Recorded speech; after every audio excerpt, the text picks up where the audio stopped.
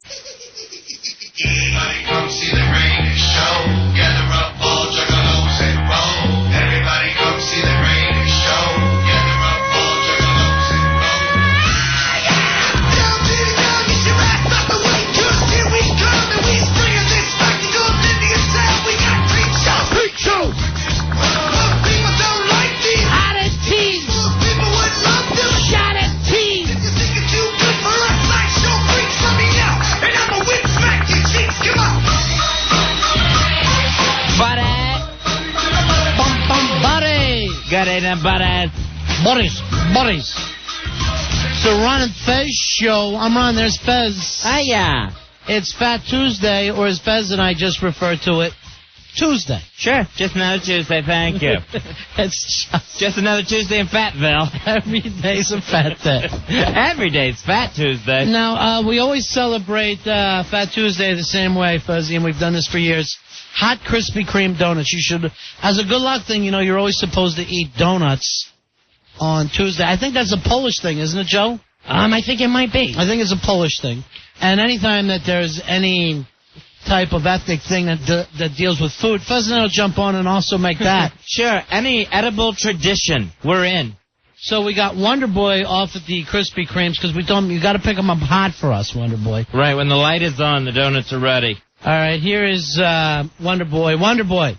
Ron, how's it going, Fez? How are you? Yeah, well, we're good. We're just doing a little show. Oh, good, thank you. Thanks for checking in with us. Where are you exactly? Right now I'm on 3rd Avenue by 84th, or between 84th and 85th at the Krispy Kreme Donuts. All right, so you're on the Upper East Side. Yes. Oh, I thought you'd be going to the one on the Upper West Side. Well, this was the one, they went special, they went out of their way to make sure they had hot, fresh donuts especially for you guys. Yeah, you got to have the hot Krispy Kremes or you're out of luck with it. Now, who are the folks in there? Well, Darren East, she's the assistant manager. She's the person I spoke to on the phone before I came up. She was the one that agreed that she would break protocol and make up a special batch of donuts just for you guys. Well, tell them. Break protocol by making donuts at the donut shop. It's the Krispy Kreme. She knows that we want them hot, Fuzzy. Oh. Yeah. And we're not exactly in prime time donut making. I think, normally they're like a morning situation. But in the South, they'll actually throw the light on that the Krispy Kremes are hot coming out of the oven, and people will drive right through the front window. I've seen them do it. Sure, because they see that light and they're drawn to it, like a moth to a donut. Or like when somebody hits a crack pipe. You just have to go running at them. All right, so when are they going to be done for us, Wonderboy? These donuts are going to be done at 7:25. All right, well, tell them how much we love them, okay? Okay, got it. All right, make friends with everybody, all right? Wonderboy, it's the Krispy Kreme where? What's that? Where's this Krispy Kreme at? Oh, I'm sorry, it's on 3rd Avenue between 84th and 85th. All right. Thank you a lot, Wonderboy. Call us back at 23 after so we can start getting excited. All right, you got it. And then we can start holding the doors open here for you. Sure. All right, you got it. All right, talk to you later. Zip. So they're absolutely as hot as possible for Fat Tuesday. I know Wonderboy also has the milk already on ice. Smart. He's got that in the freezer for us. All right, so I need that to get here at the same time. I need the cold milk coming in at the same time as the hot donuts. This could start raining in your mouth. I might smoke a joint right now. Just to use up as many hot donuts as possible. Well, I've been busy. I'm looking at all the time. I'm questioning people who look like they're of Arab descent. Mm-hmm. Well, that's good. That's a good place to start. I know we're all supposed to look for a Yemeni man. Yeah, like I've ever stopped. I was looking for the Gemini man, and that was the problem. Like I've ever stopped looking at those people, Fizz. Well, that's the thing. They want you to look, the FBI, Ashcroft, and everyone else in our government, they want you to keep an eye out on everybody. Right. At this point, everybody's a suspect. But mostly the Yemeni people at this exact point. Mm-hmm. It's Yemeni time. So that's who we're going for. And if you're a neighbor of anybody, check them out. Look them over. Sure. The FBI has asked you to do this. Just see if your neighbor's sneakers are starting to smolder. Check. That's a good thing. Check for those things. We've had a problem with shoe bumps in the past. That's something to look for. Maybe like if your neighbor asks you to look over take care of his cat this weekend while he's out jihading. Right, yeah. See, those are the little signs you want to look for. Call that in. Mm-hmm. Call the feds. Uh-huh. or if they're constantly wanting to borrow a cup of sugar and detonation cord.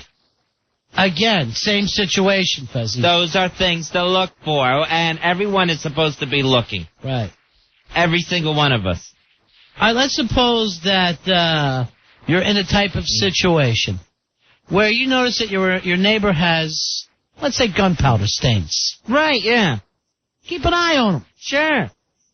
Make sure that, check him out. Go through his mailbox. You see him getting a lot of letters from Guantanamo Bay. Mm-hmm. Better safe than sorry.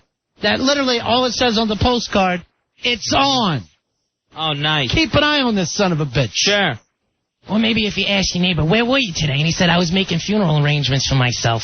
Again, that's the situation. Right. Good, Joe. See? You're starting to pay attention now. I'm watching. I'm glad to see you're finally on the team. We needed you. We need every single person out there watching at all time. You've got eyes. Watch. All right, let's say, just like your neighbor's hanging out his wash to dry. Uh-huh. Keep an eye over there. Look over and see if he has some kind of Access of Evil baseball shirt hanging. All right, yeah, from the softball team. Right. Sure. He could be one of the bad guys. Just make sure, check things out around his house. If he's got a weather vane and it's pointing towards Mecca, be a little curious. Why always the pointing towards Mecca? I never knew that. I have no idea. And how are you supposed to know where it is? Beats me. Like it matters. What are they, compass? I would have no sundial. I would be, if I'm not religion, I'd have to say, what do I look like, an effing compass here? Mm-hmm. If they're the only house on the block that decorates for Ramadan, all right, maybe then. Keep an eye on them. Yes. All right, what if your neighbor is he's driving his car and you notice a bumper sticker that says, my other car is a bomb too. You know what? Call the FBI and turn that effer in. Sure. Because here's the thing. You can always apologize later. If you're wrong, you're wrong. But if you're right, you got to step up and juice up. Thank you, Fezzy. If you're right, then we're all grateful. Exactly. Is that right, Joe? It's damn right. Thank you. If their family car happens to be a Ryder truck. Again, anybody in a Ryder truck, shake him Sure. down. Shake that son of a bitch down. Ask some questions. Right, go through his pockets. If you're out at 6 o'clock walking your dog and your neighbor's walking his camel, be afraid. Well, I don't know if you got to be afraid, but call it in. Call it in and say, why is this guy got a camel? Say I'm suspicious. Right. I don't know if this is a good thing. Mm-hmm. I know you asked for help. I'm giving it. I'll start that way. Right. I'll call myself an agent when I'll call. Oh, yeah. Yeah. If their kids do bad in school, right. If your kids go to school with the neighbor's kids and the neighbor's kids go bad in school, and you see them doing a public hanging in their backyard. Right. All right, because the kids screwed up in school. Say something to somebody, All please. Right, what about this? Your neighbor's wife comes over and she tells your wife, are you stopping by for the Berkaware party that I'm showing? Oh, right, yeah. Then a little light bulb should go off, Fezzy. Exactly. These are all the little signs that we should be looking for, people. Ever vigilant. Yeah. Hey, Doug from Springfield's on the phone. How you doing, Doug? Hey, Doug. What's up? Call holder 11050. Hooah! What if your neighbor comes by and asks to borrow a 55-foot fuse? Then I would call the feds. I'd give them a call. Yeah. I'd see. And then be sure, don't give them the fuse. Right. Say, I may have something in the garage. I'll have to look later. And while you're looking, call the FBI. And it doesn't make you a narc, okay? It's a whole different situation. Exactly. You are what I consider myself, a junior G-man. Oh, nice. At this time, we're all junior G-men. Excellent. All right, here's John. John, you're on Ron and Fez. Hey, John. Hey, buddy. 3577. Hooah! What if you hear Babu's turban taken over at 7-Eleven? All right, if his turban is ticking, call. Right. I mean, it might be a clock. Could be anything. Yeah, it You could don't be know. a new turban clock. But don't go in there yourself and try to fix it. Right. If your kids are playing with their kids, they're playing hide-and-go-seek, and you can't find their kids for months. Right. You just can't find them for months. You're going underground, you're looking for them everywhere. That could be a sign. All right, what if they're hanging out a U.S. flag, right, Fezzy? Right. But it's on fire. All right. You know what? Yeah. If you always notice that their flag is on fire, make an effing call. Whether it's 4th of July, Memorial Day, Veterans Day, if their flag, whenever they fly it, that thing's burning, that's good, Ronnie, because you know what? A lot of people would probably not even think. Right. That's when I make my call. Uh-huh. That's one of those little, insignificant details that can actually mean so much to the FBI. Yes, Fez. Those small details. That can't be overlooked anymore, my friend. They only have so many eyes. That's where the rest of us come in. We're all here to help. FBI, a lot of eyes. We're under an FBI warning. It starts today. And we've all been told to check things out. Yeah. John, you're on our Run and Fez. Hey, John. Hey guys, what's going on? How you doing, Johnny? If your neighbor's driving a car with a bumper sticker that simply says "I heart Osama," probably a problem. 6 months ago I wouldn't have worried about that, but now I do. I would have known the difference. Now those are the things I do look for. Now, Fezzy, that's when my own flag goes up. Red flag. My own little red flag. Yeah. It's like if I had a hat on and the flag was hanging up, it would go straight up there. And I would go, I'm going to make a call. Right. I don't need this. Sure. Call your FBI. Yeah. That's what they want us to do. Right. They're asking us to look out for things. If the neighbor comes over and says to you, my wife and I would love to have you over to the cave sometime. Those little and you're things. Thinking Cave. Wait a minute. We don't live in caves, but Al-Qaeda does. Why does he need a cave? Right. That's what I would say. Why is he in a cave unless he's Al-Qaeda? What I do, I try to jot down facts. When I watch my neighbors, I jot down facts. Right. Those are the things that you have to look for in just everyday conversation. Yeah. Because you don't know. Everything's important at this point. Right. And, of course, today, full terrorist alert. Hey, Tony, you're on Ron and Fez. Hey, Tony. What's up, buddy? Yeah. If your plane instructor doesn't know how to land a plane, that might be a sign that's turned. See, that's interesting. That whole I don't need the land thing. Right. Yeah. I'll find my own way to land. Yeah. Yeah. It's like, I don't want to. Don't bother me with the whole landing part. Right. Here's another thing. You see your neighbor taking out garbage? Yeah. And he has a bioterrorism suit on? Right. Watch out for it. What's he up to? Then you ask yourself, Joe, what's this guy up to? Something. I never wear one taking out cocaine. No, me neither. Oh, So why is he? I don't even own a bioterrorist suit. That's when I pick up the phone and I dial Washington. I don't take my eyes off him, Fez. Right. Because I already memorized the number, and I'm dialing while the phone's still up next to me. Put that on a speed dial if you need to, people. Wait a minute. Fez just came up with something there. Speed dial. Yeah. That's why it's good we brainstorm like this. Oh, right, yeah. Speed dial. I'm going to use that one when I get home. That's a good lesson, because let me say this. Yeah. We can help each other. We can help each other be vigilant. Right. Well, the FBI's asked us. Mm-hmm. We're junior G-men. Right. And we're all working for the FBI at this point. Tony, you're on the Fez. Hey, Tony. Hey, what's up? Go ahead, buddy. Cardholder 14450. Nice. Hey, if your Arab neighbor who worked at the Quickie Mart leaves his house in the morning with a pilot's uniform on. Yeah, what is that about? Suddenly now he's wearing a pilot's uniform. Yeah. He didn't become a pilot overnight. Stop and ask him. He's not a pilot. Right. If their kids are taking Cessna lessons, stop and ask. Stop and ask, please. Is it time to stop the Cessna lessons? Yes, it is. It really, really is. Hey, Brian. Brian, you're on Ron and Fez. Hey, Brian. How you doing? If you notice your neighbors have fuses for shoelaces. That's another good point. Right. I'd keep them on loafers if it was up to me. Oh, yeah. Yeah, because if someone comes up to you and says, I'm sorry, could you help me tie my fuses? Right. And you're going, wait a minute, did you say fuses? Right. Those are the little things that can slip by in normal conversation that you have to look out for now. Right, you got to. You have to pay attention to everyone, unfortunately, world we live in now. Then you call the FBI. Mm-hmm. You dial them right up. I called the FBI 2 days ago. I told my neighbor had a junk car in front of that house for 2 years. What'd they say? I go, what's that got to do with us? I go tow it. Mm-hmm. But it makes the whole neighborhood look like crap. Property value. Sometimes I call them too much. Well, better too much than too little, my friend. That's what I say. Sometimes I call them, I just say I heard a loud noise. Is everything okay? Here is Tim. Tim, you're on Ron and Fez.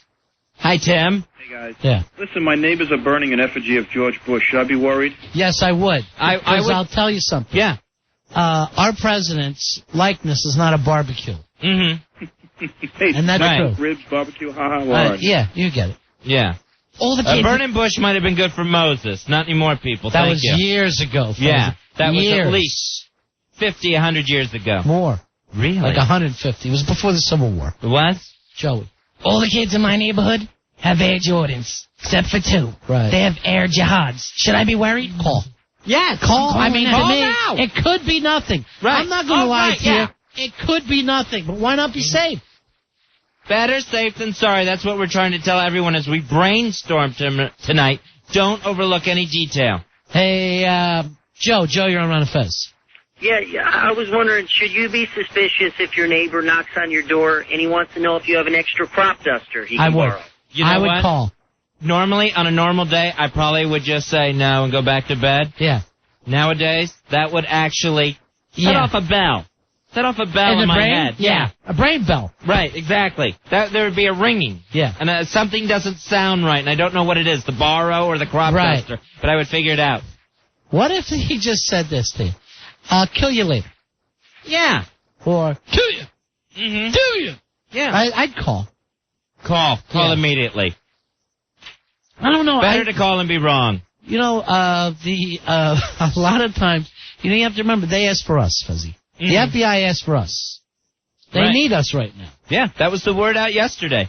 All Americans. Now, they said this starts today, February 12th, Uh-huh. and runs for how long? Do we know? I'm not sure. I know Tuesday was the big day, but I actually think it runs into March. Wow. Yeah. All right, John, you're on Run of Fez. Hey, John. Model of 1939. Listen, guys, my neighbor's 10-year-old son, his name is Martyr. Should I be worried? I would say, why are you calling your kid Martyr? Mm-hmm. Yeah. Yeah, that's another thing. You know, you want to take things at face value. Don't be afraid to ask questions. Right. Don't be afraid to probe. If you ask your neighbor, where you going tonight, and he tells you I have a date with 70 virgins, I'd watch out. Mm-hmm. You know why? Because they don't get that till after they die. Right. That Yeah. would mean afterlife. You got to be able to put a few things together. You're in the airport. You see someone asking for a one-way ticket and a non-kosher meal. Right. All right? People, wake up. One way. Yeah. When are you ever going one way in a plane? Right. All right, here's one from Pete. Pete says if your neighbor's 5'6", without shoes, and then 6'2" with shoes on, call, find out what's in there. All right, Lance says on the instant feedback, what if you see an Eric? Right, yeah. Could even be a gym bag at this point. Yeah, we're not asking you to open the briefcase or throw yourself on it, but just make the call. Yeah.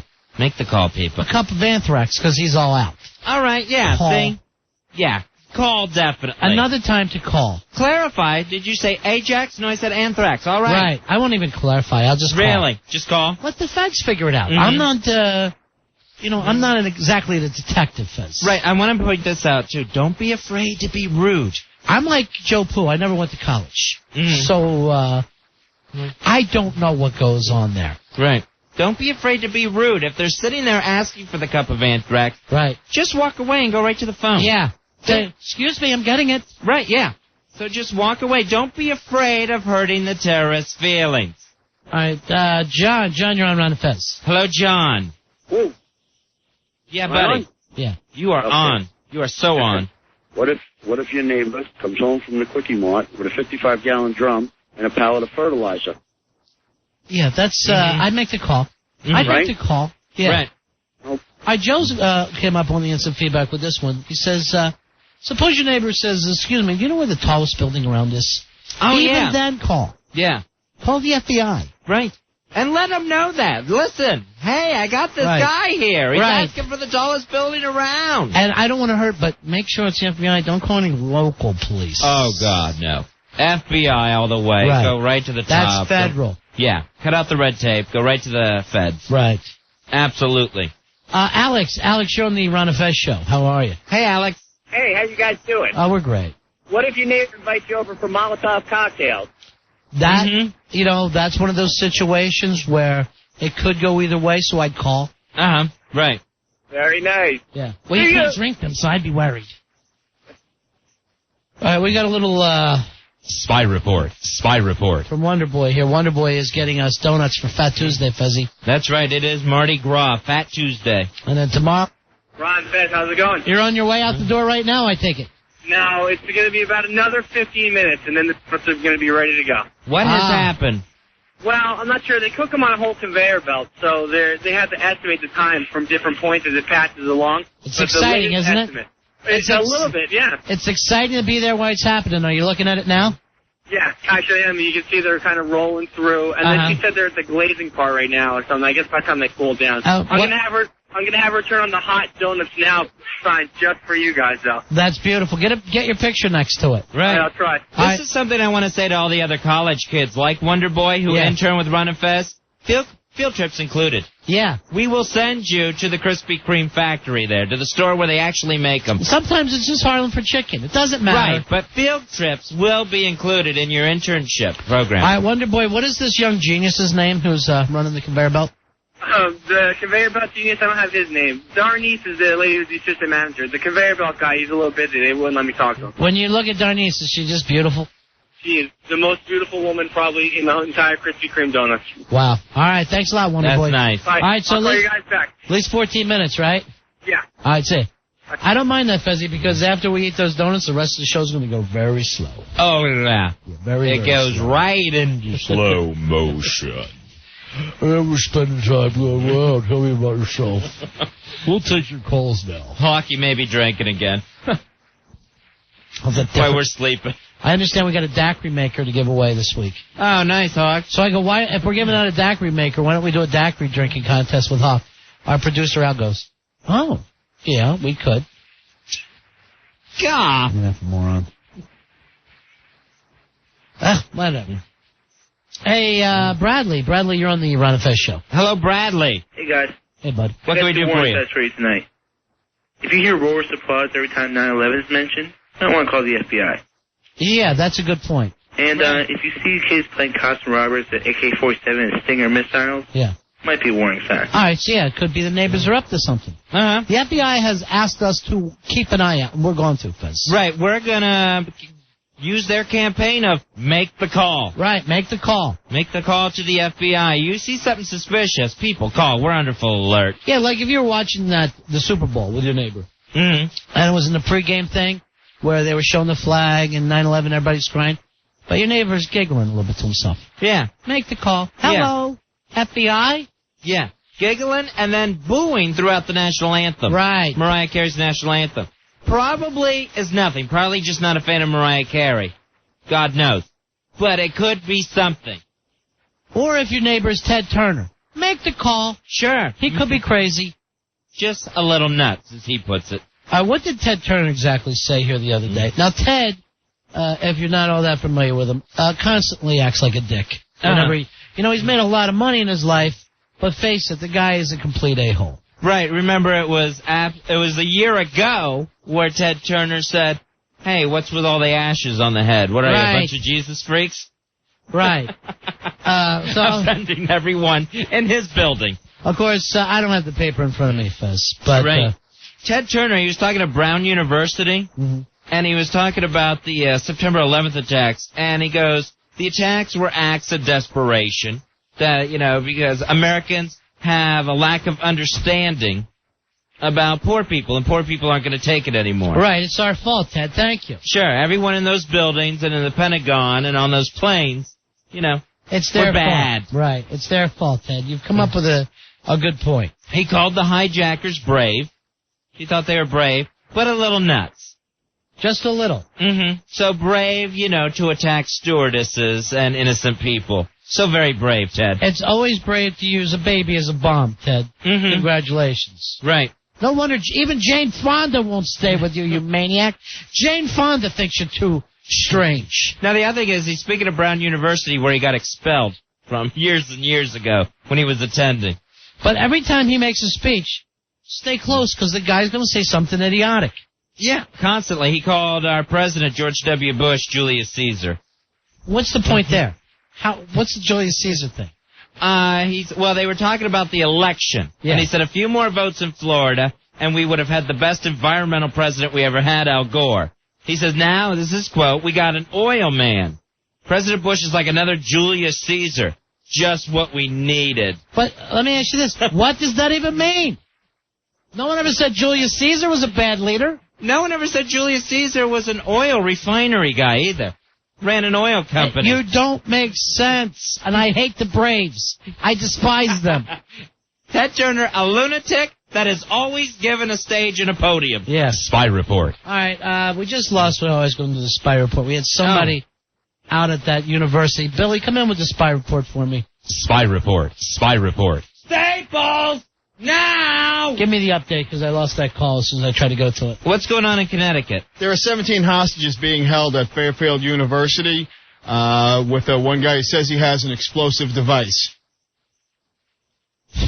We should make the call, Fezzy. This is one of those situations where you make the call. Right. Now, you let go of some people already, right? Yeah, he let go 5 women earlier in the day, and of the 17 people, one of them is a teacher. And it's a former student, right? Correct. It's a former so graduate this is not student. like a normal terrorist thing. It's more like a single wacko situation. Yeah, nothing new has happened since we're still checking for updates. All right, so this has been going on for a few hours now, right? A couple hours. All right, thanks a lot. But that guy was calling from out there?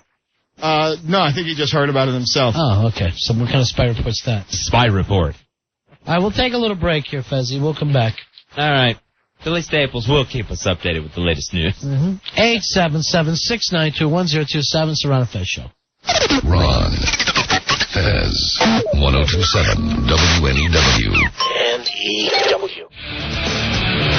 On a Tuesday night, a Fat Tuesday night, we're Ron and Fez. Fezzy, some Spy report. Spy report. of that situation in Fairfield University.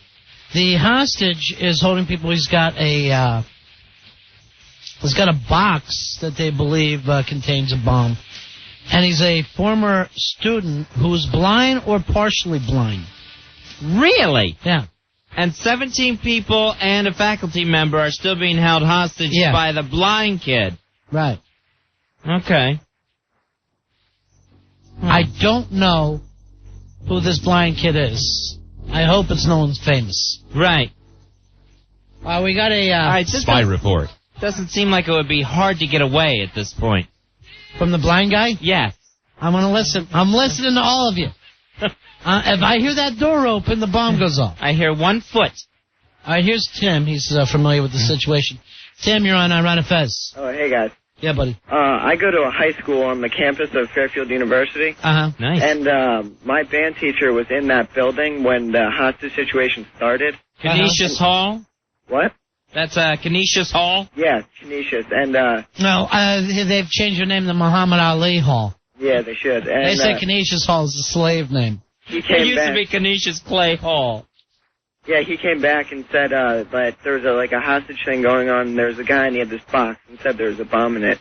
So they just evacuated that building, and you could look over and kind of see a crowd gathering around it, but nothing happened for around an hour and a half, and then they came into our building at the high school and just evacuated all of us. They said just leave the campus as fast as you can. All right, thanks a lot. Keep us updated, all right, buddy? Thanks, man. Bye. That's it. Now, I guess here's the detail. The mayor of Fairfield said that I guess the students taken hostage in a religious study class, they were all ordered to throw their books out the window by the hostage taker. Why? They weren't Braille, I guess. I don't know. But all the books were ordered out the window. I guess so he doesn't get hit with a book. Yeah, I guess the kids could just whip books at him. He wouldn't know who did it. Right. I'd have to punch a blind kid right in the middle of the head. I really would, and I'm sorry, but I would have to punch the blind kid. Hey, Wonderboy's back on the air. Wonderboy, what's up, buddy? They just turned on the hot donuts light, and I see them box up the donuts. I got a car standing by, and I'm on my way back. How long do you think it'll take you to get here? It took about 15 minutes to get here, so I'm hoping maybe a little bit less than that. Ooh. I'm worried about that. I'm worried about the if they'll still be hot when you come running in. Right, you might want to throw the cabbie an extra buck. Okay, Tell well, him it's actually, step on it. That is not a problem.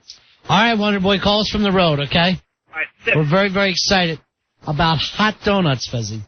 It's what we do every year for Fat Tuesday on this show. We get the hot Krispy Kremes. Right, not any donuts. Right. And just start downing them. That whole tradition of using up all the fat. Right, the in the fat house. and the starch, everything that you have. Right, get rid of the large. Get ready for Ash Wednesday. I can't believe it's another Ash Wednesday. Came quick, didn't it? Yeah, another Ash Wednesday is come and gone. Yeah. Fezzy, I don't know whether you saw this yesterday since we were talking about the terrorists a little bit. Our old friends Iran got over 1 million people in the street yesterday chanting death to America. Really? Yeah. Now I guess they don't like us, Iran. I thought we made up during that whole World Cup soccer dealio. We were supposed to, but the big problem was the last speech that George W. gave. Oh, the State of the Union? His State of the Union speech, where he included Iran, Iraq, and North Korea as the axis of evil. Oh. Apparently, Fezzy, he's knocked over a box of cobras now, where now these people are a little mad at us because, I mean, I'm not going to tell the president how to do things. Right. But if these are our enemies, why don't we hit them while they sleep? Why just say bad things about them, get them angry, get their armies together, and we haven't made a move yet? If they are truly the axis of evil and are responsible for all the problems going around the country and the world, well, let's just not call them names. Right. Smack them. But if you're just going to sit there and call them evil, nobody likes that. Right. You're going to get 1 million people. 1 million. I mean, that literally is like the Yankees win. We have the parade, except everyone is cheering death to America. Right. So obviously the president made a mistake there by either, one, not acting, or two, alerting Iran, who didn't think they had a problem with us, that they're on our S list.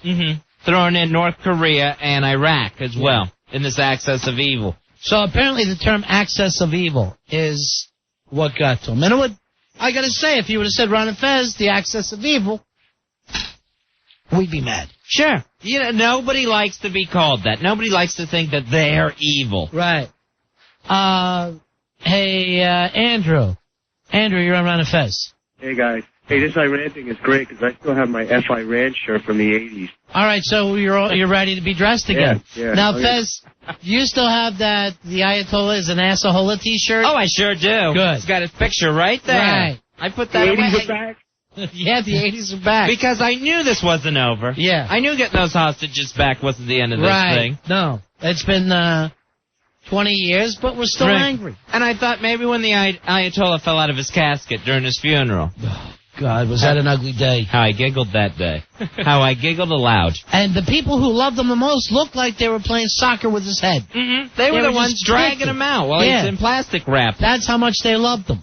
Hey, to pull him out of his pine box. Don't love me that much that you have to desecrate my corpse. Hey, you're just having fun with it, making it piñata time in the streets of Iran. I think piñata's further south. I don't think that's Iran. Yeah. They don't have a piñata there? No. Really? They're brown people, but they don't piñata or siesta. Oh. Yeah. All right. All right, well, let's, I would say Wonderboy, because he normally takes my notes from. Let's call in Rachel, the Tenacious C. The other intern. The other white intern. That's funny. Hi, Rachel. Hi, Rachel. The Tenacious C. I guess you get the same theme music. Yeah. As Wonderboy, since it is the Tenacious D doing it. I take a memo. Would you, darling? Dear President Bush, how are you? Let's just start with that. Right. How's everything going? My Lord. I guess I'll throw in a my Lord. Sure. It's not going to hurt. It's not going to hurt. Better to do too much, like we said earlier. Not to complain. Looks like you made a big mistake here on this axis of evil comment. Put axis of evil in quotes, Rachel. Yeah. And even underline if you want. Quotes and underline. And then give yourself a quote. When I'll explain to him what he called Iran, Iraq, and North Korea there. You went and made friends out of people who didn't even like each other. Right, yeah. Now you've caused them to tag team. Thousands of years of Iraq and Iran screaming at each other, throwing rocks over the fence at each other. Now they're combined in the axis of evil. Exactly. They're what that Anthony kid did last night to Billy and Paranoid. Right. He made them stand back to back. Brought two enemies together. They'll kill each other later. Right now they have a common foe.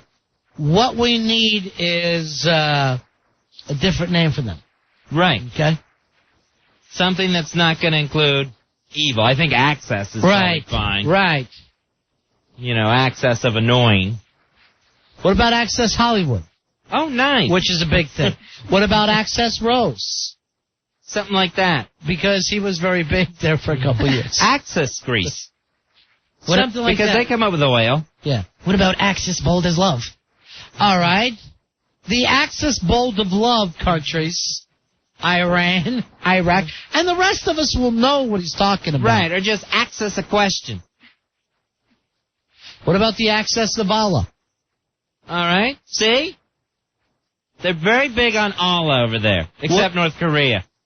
What about the soon-to-be-dead mother effers? All right, fine. Even Then we'll know. The rest of us will know who he's talking about. Right, at least you're not calling them evil. What if we just simply call them the blower-uppers? Nice. And these blower-uppers, I'm going to get them all. That would be good in a State of the Union speech. How about bad flyers? That would be good. That would work. That's apropos. It's apropos, and it doesn't fire them up as much. How about the access of ne'er-do-wells? How about It's insulting, but you really don't know you're being insulted. How about non-pig eaters? Oh, that's good. Oh, wait. Because that's just fact. The Jews might get caught up in that. Oh, okay. The non-Jewish non-pig eaters. All right, do the North Koreans eat pig? I don't even know how they got into this thing. I know. How'd they get the access? They don't even... I bet you ask a North Korean, Iran, Iraq, they don't even know they exist. Exactly. They don't know where... They don't have maps over there. Hey, Cornell, you're on the Fez. Hey, Ron. Hey, Fez. What's up? Hey, buddy. You know what the president should do? They should call him the Axis of Asses. Or just ass access. Access to asses. How about the non-toilet paper users? Something like that. Right. Wrong God worshippers. Just something that helps Americans identify. What about the left-handed S-scrapers? So we know who he's talking about, but they don't. Right. Something. It's not going to, get a million people organized against us. What about we just call them the devil best buddies? And leave it at that. Sure. Noisy Middle Eastern and Asian neighbors. Just noisy neighbors, it's fine. That's funny. Hey, Angie. Angie, you're beautiful. Angie. Hey. Angie. Yeah, I'm here. Yeah, what can we do for you? I have an acronym for the Axis. Oh, what would that be? INKI, Inky. Inky? Yeah. What would that stand for? Iran, North Korea, Iraq. All right, so we're after the Inkies. All right, so just think of the worst things in the world and just call it Inky. Right. Yeah. If that's the matter, why don't we just call them the chicken palm eaters? Right. Yeah, that sounds good, too. All right, thanks, Angie. You came up with a good one. Thank you, Angie. Hey, Anthony, you're on Ron and Fez. Hey, Anthony. What's up, big ass card holder 13503? Thank you, Bodie. How about something very simple like Demolition Man or the Wrecking Crew? Right. The Wrecking Crew. Yeah, Kinda Demolition cool. Man. The Legion of Doom. Would not be a bad name for them. They're actually the Legion of Doom, the secret society of supervillains. Something. How about the Stink Bunch? Stink Bunch is my favorite so far. When this Stink Bunch gets together. He's just calling them a Stink Bunch. So they're furious over the access of evil. Right. They would prefer to be called just misguided youth. You don't think that they know that they're evil? That suddenly Bush woke them up to this? They don't think they're evil. They think we're the access of evil. Hey, Dan, you're on Ron and Fez. Yeah, it's 2655. Yeah, they should have just called it the Access Pool. I like that. The access pool of countries. All right, that's it. It's 877-692-1027. Hey, Joe, you're on Ron and Fez. Hey, Joe. How about access to access, dust to dust? Soon to be dust to dust. Right. There you go. All right, I like it. They don't know they're the access of evil until we told them that, right, Fez? No, They never assumed. And they're like, wait a minute, why are we being lumped together? I listened to their national anthem. Okay.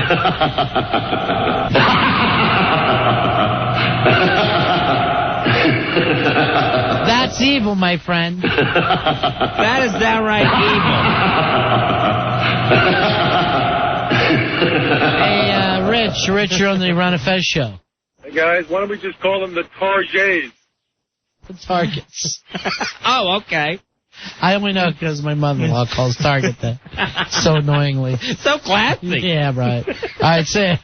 The Bullseye Boys. Hey, Dre. Dre, what up?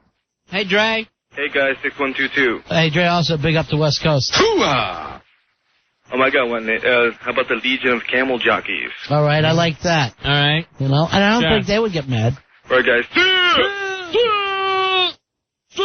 They know what they are, Fezzy. Mm-hmm. But apparently, it's like the president's knocked over a wasp nest right now. Right. So everything's stirred up, especially Iran, 1 million people. Here's what I don't understand. Somebody writes the speech for him, right? He's not writing it himself. No, never. Then other people look it over. Why would we want to make these people all think it's us against the three of you? Sure. And, you know, if this is your plan, if this is a part of the 6-year, 10-year war that we've always been talking about, why alert? Yes. Why alert who's next? Why let the guy who's 7 years down the road build up stuff? Mm-hmm. Hey, Goldberg, why letting us know who's next? Right. Hey, Frank, you're on Ron and Fez. Hey, Frank. Hey, how's it going? Yeah. They're like the Malachi brothers. See, we could call them the Malachi Crunch, perhaps. Yeah, the Malachi brothers to our Fonzarelli. That's it. All right. Thank you. Why did that one Malachi brother keep speaking Shakespearean?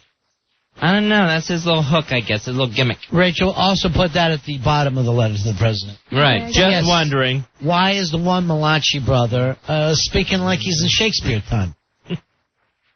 Here's John. John, you're on Ron and Fez. How you doing, buddy? Hey, John. What do you think about Oprah? Oprah. I don't know if we can get all that on there, but thank you very much. We got most of Oprah. As the A part of Oprah we had trouble with. Well, like I heard Anthony saying the other day, you are allowed to say ass, and you can also say hole. That's true. But don't don't compound that word. Right. Yeah. Try not to say them too close together, like one after the other. Hey, Mark, you're on Ron and Fez. Hey, Mark. Hey, what's going on, Ron and Fez? Hey, buddy. Big ass card holder 6233. How about the axis of dirt dwellers? Because they're all a bunch of animals that just live in a pen. All right, now if you say that out loud and they hear you, they'll have a parade where they start yelling "Death to America," and they start getting organized. Personally, I just want to call them the Dead End Kids. I think the Stink Bunch is definitely the best. Our Stink Bunch so far. Right. Smell Factor 3. That's what I call them. Here is some of the people saying, what about the Anthrax and the Get Sick crew? That's from Al Dukes fan. The Evildoer Society is something that makes the Long Island folks happy. How about the You Really Smell Funky bunch? Yeah. Well, Don also said people who never heard of soap or deodorant. Okay. Non-soap buyers. Pete calls them the Dr. Evil followers, which is kind of fun. Right. Nick came up with Axis to Grind, which is kind of fun. True. Absolutely true. Here's another one I like, the Impromptu Explosion Crew. All right. And then Charlie says, what about just calling them Don and Mike? All right, that's not going to work. That's wrong. Right. Hey, Mike. Mike, you're on Ron and Fez. Hey, Mike. Yeah, hello. Yeah. Yeah, buddy. Yeah, you guys are trying to figure out why he said that in the speech, right? Yeah. It was, he can't do anything to them, if they don't look evil. So he got them all riled up. And now they're doing bad things or running in the streets down with America. And now Mike, he gets everyone against him. You get a reason to go after him. Mike, I think we had the reason on September 11th. Yeah, don't tell us we need more reason. For 5 months, we've given this guy almost 90% of our approval to do anything you want in the world. We would have backed him up if he would have marched on, let's say, Australia on the 12th. We just said, good, let's get those bastards. That's how mad we were. Well, that's Osama, though. That's not these guys. It doesn't matter who it is. We've been prepared to back him up. We would let him go through, we talked about it on this show, sanitize the region. I've waited for atrocities. I hear you. But I am waiting for pits of open graves still. Not seen a one. Well, there's got to be a reason to it. It's got to be calculated. I don't think so. Is it like his dad who kept calling Saddam, because that was a bad word? Which was also known as mad ass spelled backwards. All right, thank you very much. I just don't think that they're doing it deliberately. I think it was probably a mistake. And supposedly the military said, oh, not a good idea, after they heard about it. Right. If anything, it sounds like propaganda to the American people of pointing out, these people are evil, we're good. We already knew that anyway. Right. We're already on his side.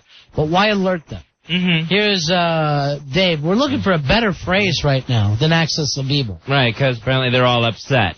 Dave, you're on Manifest. Hey, Dave. Hey, how you doing? What about camel riding zipperheads? All right, that includes everybody, doesn't it? Yeah. I don't have a problem with all that. All three. Except for, do they ride camels in North Korea? No, but we got zipperheads. Do we throw in some slopes? There you go. I am not opposed to throwing in slope.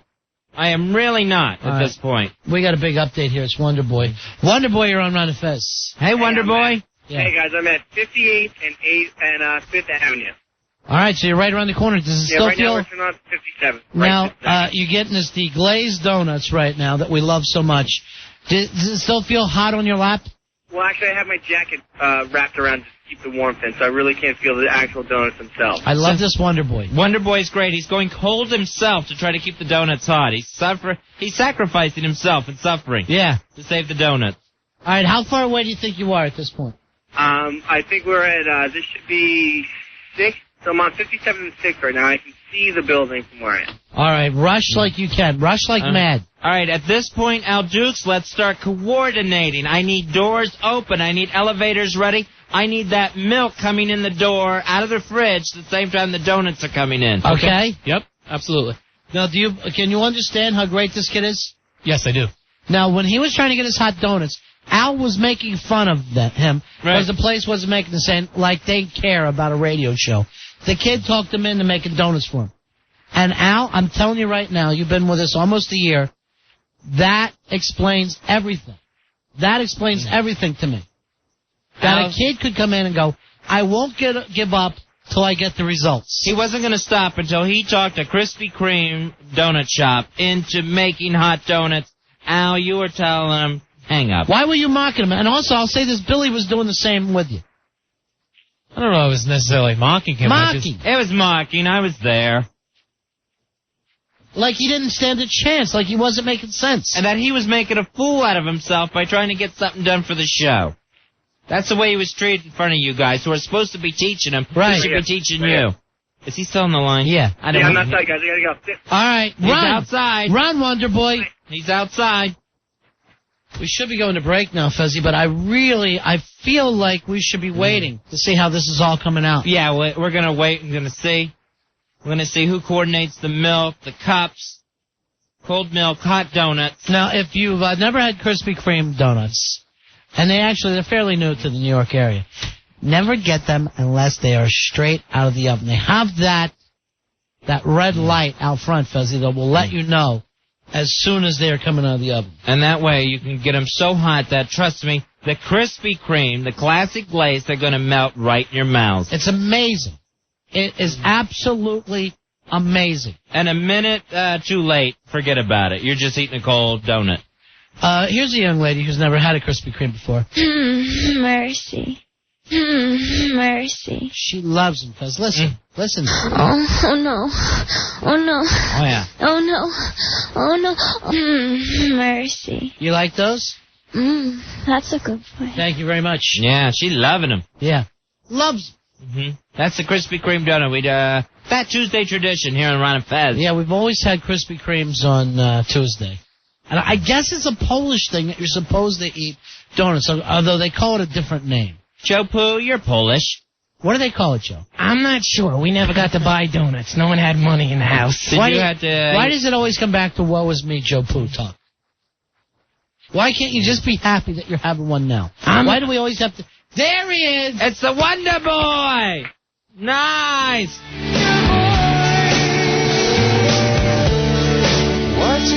And here comes Rachel, the Tenacious C, with the milk. How cold's the milk, Ronnie? It's very cold, Fez. Nice work, thank you. Tenacious, your hands shake too much, honey. The box is warm, Fezzy. I'm reaching in. Oh, yeah. More than warm to me over here. I've got a hot donut. Don't let me spill that milk in the board. Oh. Wonderboy, God bless you. Oh, there's steam coming out. Oh, Ronnie, they're hot in my hand. Oh. Wonderboy, you did it. Wonderboy, what was the Krispy Kreme that made these for you?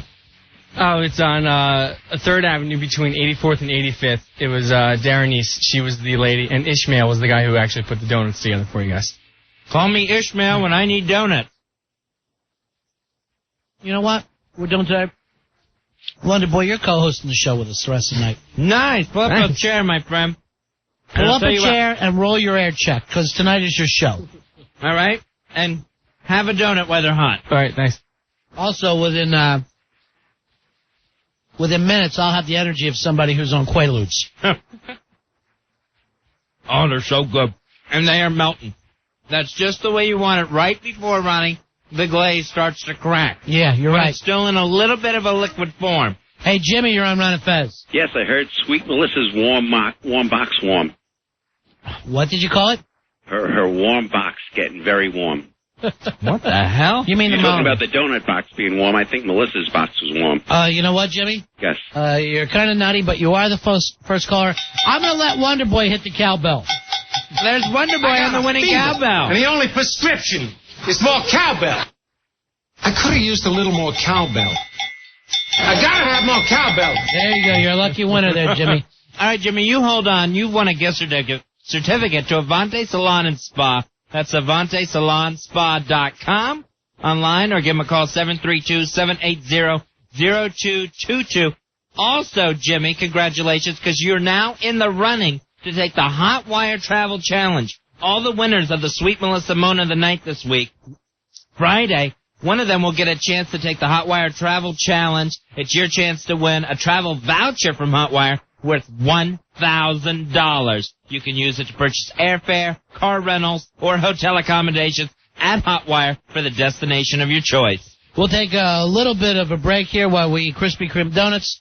You're listening to the Ron and Fez Show. Hot, hit that, please. Ron and Fez, 102.7 WNEW.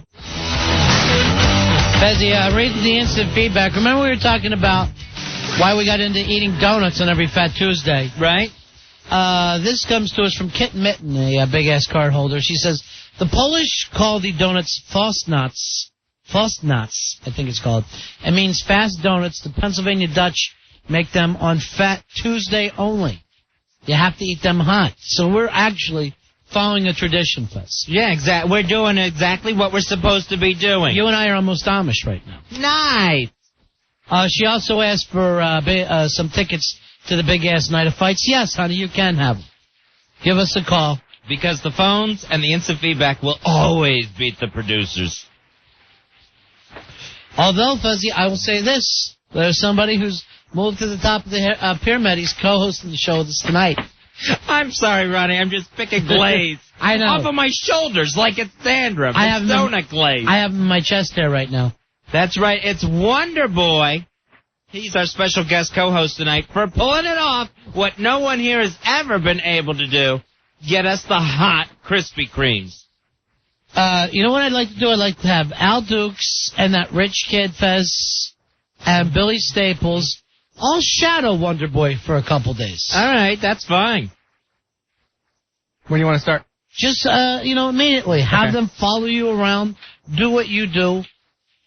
Just learn from you. Learn from you. Be in your presence. No problem. Because you, my friend, are at the top of the pyramid. Say hello to Hawk. He's always at the top.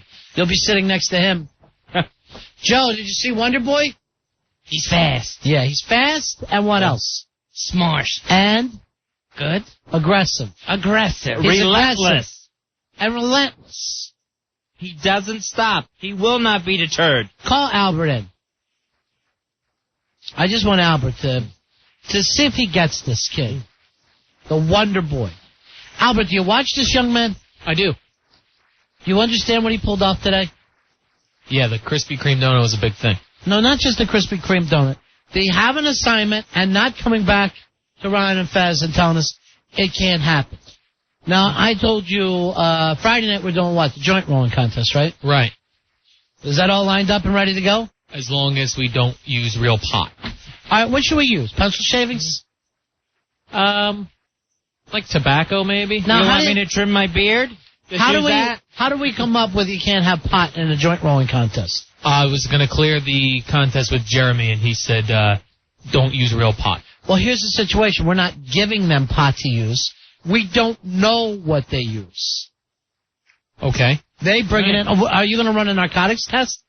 Well, I don't know that I even know what the real stuff looks like. Thank you. So why bring it up to Jeremy? People bring in their own stuff. Yeah. They roll it. What's that got to do with us? I don't know. We're not bringing in rolling papers. We're not supplying anything to these people. Let them know that they'll bring in fake pot that we won't test. All right. So here I am doing your job for you, where you're having them bring in tobacco. So let me get this straight, Al Duke. She went running to Jeremy Coleman and just screamed in his door, pots. Ron and Fez, pots. Well, I just like to clear everything with him. Mm-hmm. And I just explained, I try to do it as briefly as possible because I know You're a busy. saboteur. You walked in the office with your Tic Tacs. Yeah, I think there's something I have to let you on to. We're going to be smoking joints today on Friday. And I didn't know if that was such a good thing. You didn't. Oh, I didn't say it like that. I was telling him exactly what we wanted to do, and I wanted to just clear it first. You're an annoying son of a bitch. You're an annoying son of a bitch, Al. Be like Wonderboy. You're Blunderboy to his Wonderboy. Al, will you do me a favor right now? Would you please ask Wonderboy to train you? And in front of us. You're the executive producer. In front of us. He's the college intern. Please ask Wonderboy to train you right now. I don't know that I need to be trained by Wonderboy. I mean, this thing he did was excellent. That was nice work. Why you were mocking him? Do you remember that? I don't think I was mocking. You're going, what do they know about our show? Why should they care about our show? You're literally saying that to him while he's doing it. And what I tell you, you and Billy both, the cackling cows, shut the F up. Shut the F up and let that kid do his job. Which he did. It would have been really easy for Wonderboy to say, you know what, they said they don't make any fresh donuts after 6 o'clock or whatever. Now, here's another young kid on the ball I want you to keep an eye on. Is Carter from RonFez.net. Fezzy, he's out at the Olympics in Utah. Really? And keep a ball on him, not your balls on him. What's he said? I think he meant eyeball. Hey, Carter. What's up, Ron and Fez? Hey, buddy, how's things in Utah? Freaking cold. Good. That's the way it's supposed to be for the Winter Olympics. Now, are you in the Olympics? What are you doing out there? No, I'm just watching them. Oh, Ronnie, he entered the Olympic cut and paste. What kind of life are you living where you just get to roll out to the Olympics? You live in large, ain't you, my friend? Yeah, I'm a big roller. Nice. Mm-hmm. All right, what events have you seen so far? I've been to the downhill, which was really cold. It was 1 degree without wind chill. And then this morning I went to the men's freestyle mogul, which was awesome. Yeah? Yeah, it was pretty cool. Our boy Johnny Mosley, though, didn't get a medal this time. Did you make any of the opening ceremonies or anything like that? Oh, yeah, I did go to the opening ceremonies and had to wear my white hood. Why's that? Why your white hood? Everyone in the audience had to wear these stupid smocks that were, like, completely white so that when you held up your signs or whatever, I don't know if you watched it, but they had kind of like a large picture that everyone held up each card. It spelled out, light the fire within. It was pretty annoying. Nice. That's beautiful. I've never been that crammed in my life. It was so compacted. There were just way too many people in the stand. Did you ask your father to make everyone else leave? No, I didn't.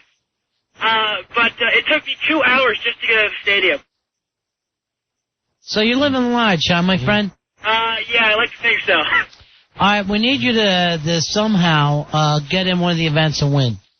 Oh. That would be great for the show, Carter. That skeleton thing, that head first bobsled or whatever, luge, whatever it is, that thing head first. I think instead of doing the skeleton, I'm going to do curling. Curling would be nice. You're good with a broom. Yeah, you're a good sweeper. All right, when are you coming back, Carter? I come back on Monday. All right, buddy. Well, we're happy for you. That's a very exciting thing for a young guy. I know, it's awesome. Having a great time. All right, pal. All right, see you around. I go for the gold, Carter. I will. Go curling. Go curling. There he goes. There Your country believes in you. There goes Carter from RonFez.net. Live from the Salt Lake City Games. Nice kid. The Winter Olympics. We get any more medals today? Billy's keeping an eye on all that stuff for us, Fuzzy. Oh, good. Billy is our Olympic correspondent. This means nothing to me. I just need someone to tell me. First of all, Fuzzy, we got a Spy report. Spy report. From Fairfield before we come in back with Billy and his updates.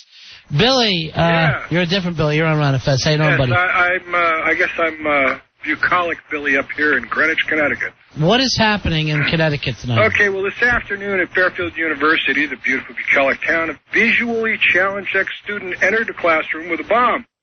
The classroom was that of Dr. Elizabeth Dreyer, a woman's medieval religious study class, with a case claiming he was going to blow up the classroom.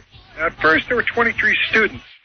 Then they needled it down because Fairfield police have been chatting through the door, if you will believe this. Why? It's a blind kid. Why not just shoot him? Right. He'll never see it coming.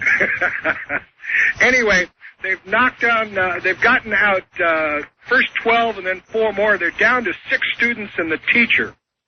So there's suspicion that this guy is against the women's religious studies group. He's an ex-student of the university. It's not a very large university, and it's mostly women. So are they mostly all blind? Yeah, are they? No, they're mostly all blonde. I don't understand how a blind kid could go to college. I want to know how the blind kid got the instructions to make a bomb. Yeah, I'm pretty sure that's Braille bomb books. I know. Look inside that box. It's probably like a box of flour hooked to a slinky. Right. He doesn't know. He just started throwing stuff in a box and called it a bomb. And a time clock. A bunch of flour and a slinky. That's actually pretty evil. Fezzy. Seriously. He's not retarded. He's not retarded. He's blind. Somebody do something.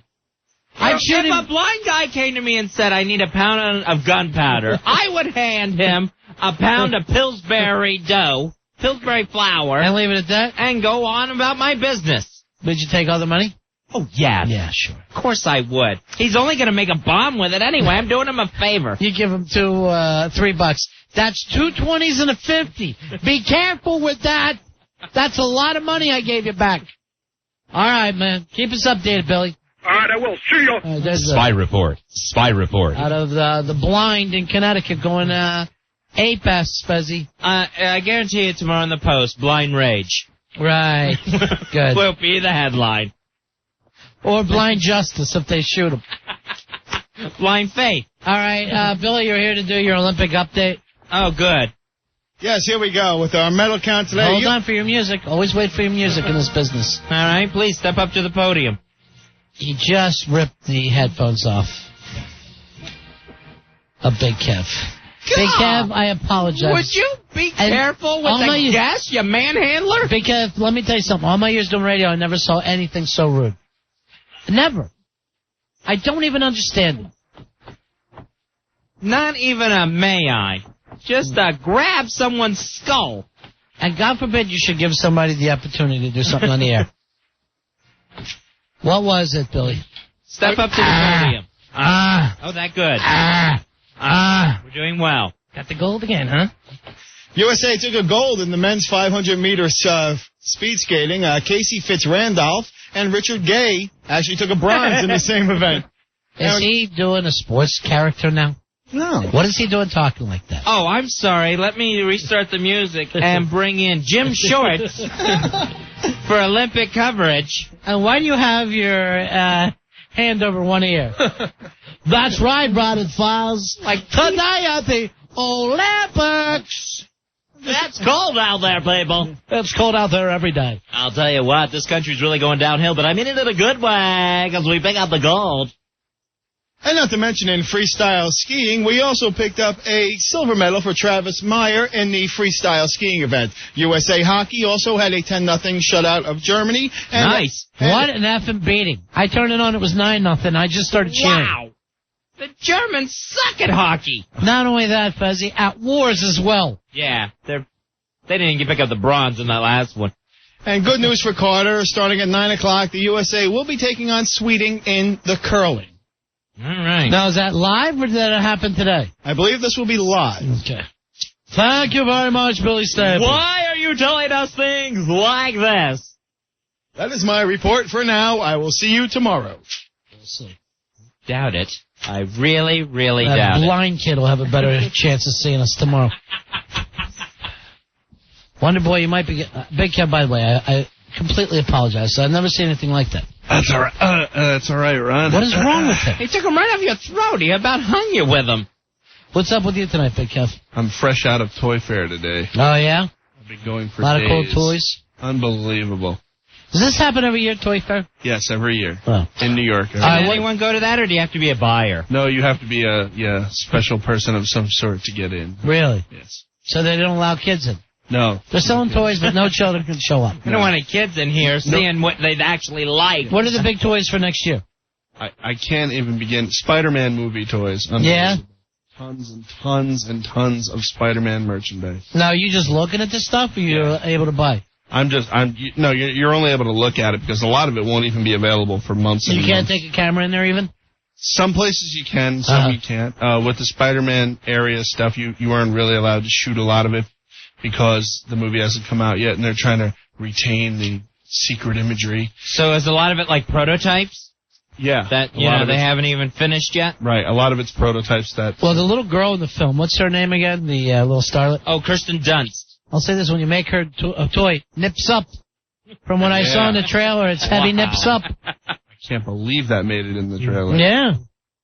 I stood up in the theater and ran a batch. Really? Yeah, it was before Harry Potter. Wow. I just stood straight up. I said, I can't take it anymore. I stroked one out. It's a good movie. There's a lot the of Hogwarts Express. I had the hog out. When's Spider-Man coming out, Big Kev? May of this year. All right. May 6th, maybe. I don't remember the exact. Any other big toys coming out? There's all the Lord of the Rings toys for the rest of them from the first movie, and all the next batch for the second movie. They're all coming as well. They look incredible. Star Wars, of course, just an absolute flood of new Star Wars merchandise as well. It's just a ton of things. Fezzy, the new Vanity Fair has a picture of the new Darth Vader on it. Oh, okay. It looks like, I don't know, it looks like Titanic in space to me, Fezzy. I gotta tell you by the pictures I saw in that magazine. It's Jack and Rose all over again. Yeah, it should be really interesting. So nothing else to know out there? Nothing we should know about? Any cool gadget or anything? Oh, like something that's going to be the next Teddy Ruxpin? Well, one of the things... Teddy Ruxpin. That's so funny. One of the things that's making news is the return of the Kung Fu grip to the large-sized G.I. Joe action figure. Nice. So, you collect toys? Do I? Yeah. Yeah. I never understood so many collectible toys for adults. It's true. What do you suppose... I mean, you just showed me one. It's action figures, Fezzy, from the movie Platoon. Really? Yeah. Now, what child wants to play with that? No child would be interested in that. They never saw the film. Purely a collector's item. Now, what does a collector do? You don't play with them. You're too old to play with them, right? No, you just look at them. Yeah, it's kind of a sickness. You have to have it. You have to display. All right, here's the action figures, Fezzy, from Monty Python and the Holy Grail. Beautiful. Half of them are out already. They're beautiful. Not exactly what the kid's going to ask for under the tree. No, but your older collector, that's something that will appeal to them. Here's the Spinal Tap action figures. Nice. They're great. I have those. I'll wait for Hegwood and the Angry Inch to play with. Hey, I'm telling you, in these days, it could happen tomorrow. There's action figures coming out from Big Trouble in Little China this year. That movie is 20 years old. All right, now something like that, Big Kev, are they going to sell enough action figures to cover the cost of making them? Is there that enough mainstream interest? Well, they'll probably produce a limited run so that the collectors will be able to get them, but it's not a mass market item like a Spider-Man. Are people going to be going nuts for the Derek Smalls action figure? Well, I'm looking at these, and the same with the Platoon. It looks exactly like the characters, like the actors themselves, so they must have a deal with them, right? Yes. Because sometimes you see them and they don't look anything. Right. All the likenesses need to be approved, generally speaking. So Charlie Sheen will get a couple bucks. Some shekels, no doubt. Yes, as will Willem Dafoe and... I never understood collecting. You collect anything, Fez? I collected for a while. I collected a lot of action figures and toys, and then, you know what? It got so overwhelming that I... You started crying? Yeah, that I actually broke down. And I stopped it because, you know, there was like, you would get all of one edition of something, then they come out with another edition of it. That's a pain. And yeah, I was doing it with like WWF action figures. Yeah, you still got a lot of the old ones in the boxes, right? Like from the 80s. Those I actually took out and played with. Oh, so he effed up, right? Right. Ruining. Yeah. So like my $75 Dusty Rhodes is probably worth about $10. Because you felt you had to feel it up. Anybody else on the show collect anything at all? Fez, you collect comics. I used to collect comics. Yeah. You don't collect them well enough. No, now it's just certain titles. Right. You know, nobody else collects anything? Al, Billy, nobody? Well, of course, Billy. Billy doesn't seem like he has a collecting personality. No. Al does. Well, let me interrupt. Don't call him in here because he'll he'll yank off your stuff. That's right. I don't want to get hurt. True. Billy collects those little cocktail bottles that you get on the airplanes. That's sad. Hold on, here he is at his collection. Billy freaks around the house. Oh, that's nice. Al, do you collect anything at all? Yeah, when I go to some record convention sometimes, I try to find... samples. No, I find like... Now you look like an idiot in front of your peers. I try to get Bruce Springsteen CDs and singles from foreign countries. Bruce Springsteen singles, like 45s? 45 CD singles. So you collect both the CDs and albums? Yeah, anything if I can get it from foreign countries. Like, why foreign countries? I don't know. They sometimes have different pictures on the... And is it only Bruce Springsteen? Yeah, sometimes I have a little bit of Bon Jovi stuff. I'm starting to get into that. But it has to be Jersey Rock. It can't be anybody from the West Coast. No, that's what I'm into. But what do you get when you collect? I'm not saying there's anything wrong with it. It's a hobby. I just don't understand what you feel when you get all of something. I never understood that excitement level. There's a satisfaction in it. That's the mania part of it, where you can't stop till you get all of them. Right. When the Dick Tracy movie came out with Warren Beatty, drove myself nuts. I got every figure except the Madonna as the villain figure with that plain face. Now, answer me this. Did you love the movie so much? Hated the movie. So I don't understand it. Yeah, and the figures weren't even that good. No, they were extra small. They were retarded looking. Yeah, they were. All right, so you get satisfaction of ownership? Is that the feeling? It's kind of a you remain... It's such a completion of a mission. Yeah, it's especially with toys these days, especially with them doing large amount of production of one toy in a line, right, and then only one or two of another one in the same line. Like, for example, in your Batman animated series, they put out 4 different Batmans in a line and one Joker.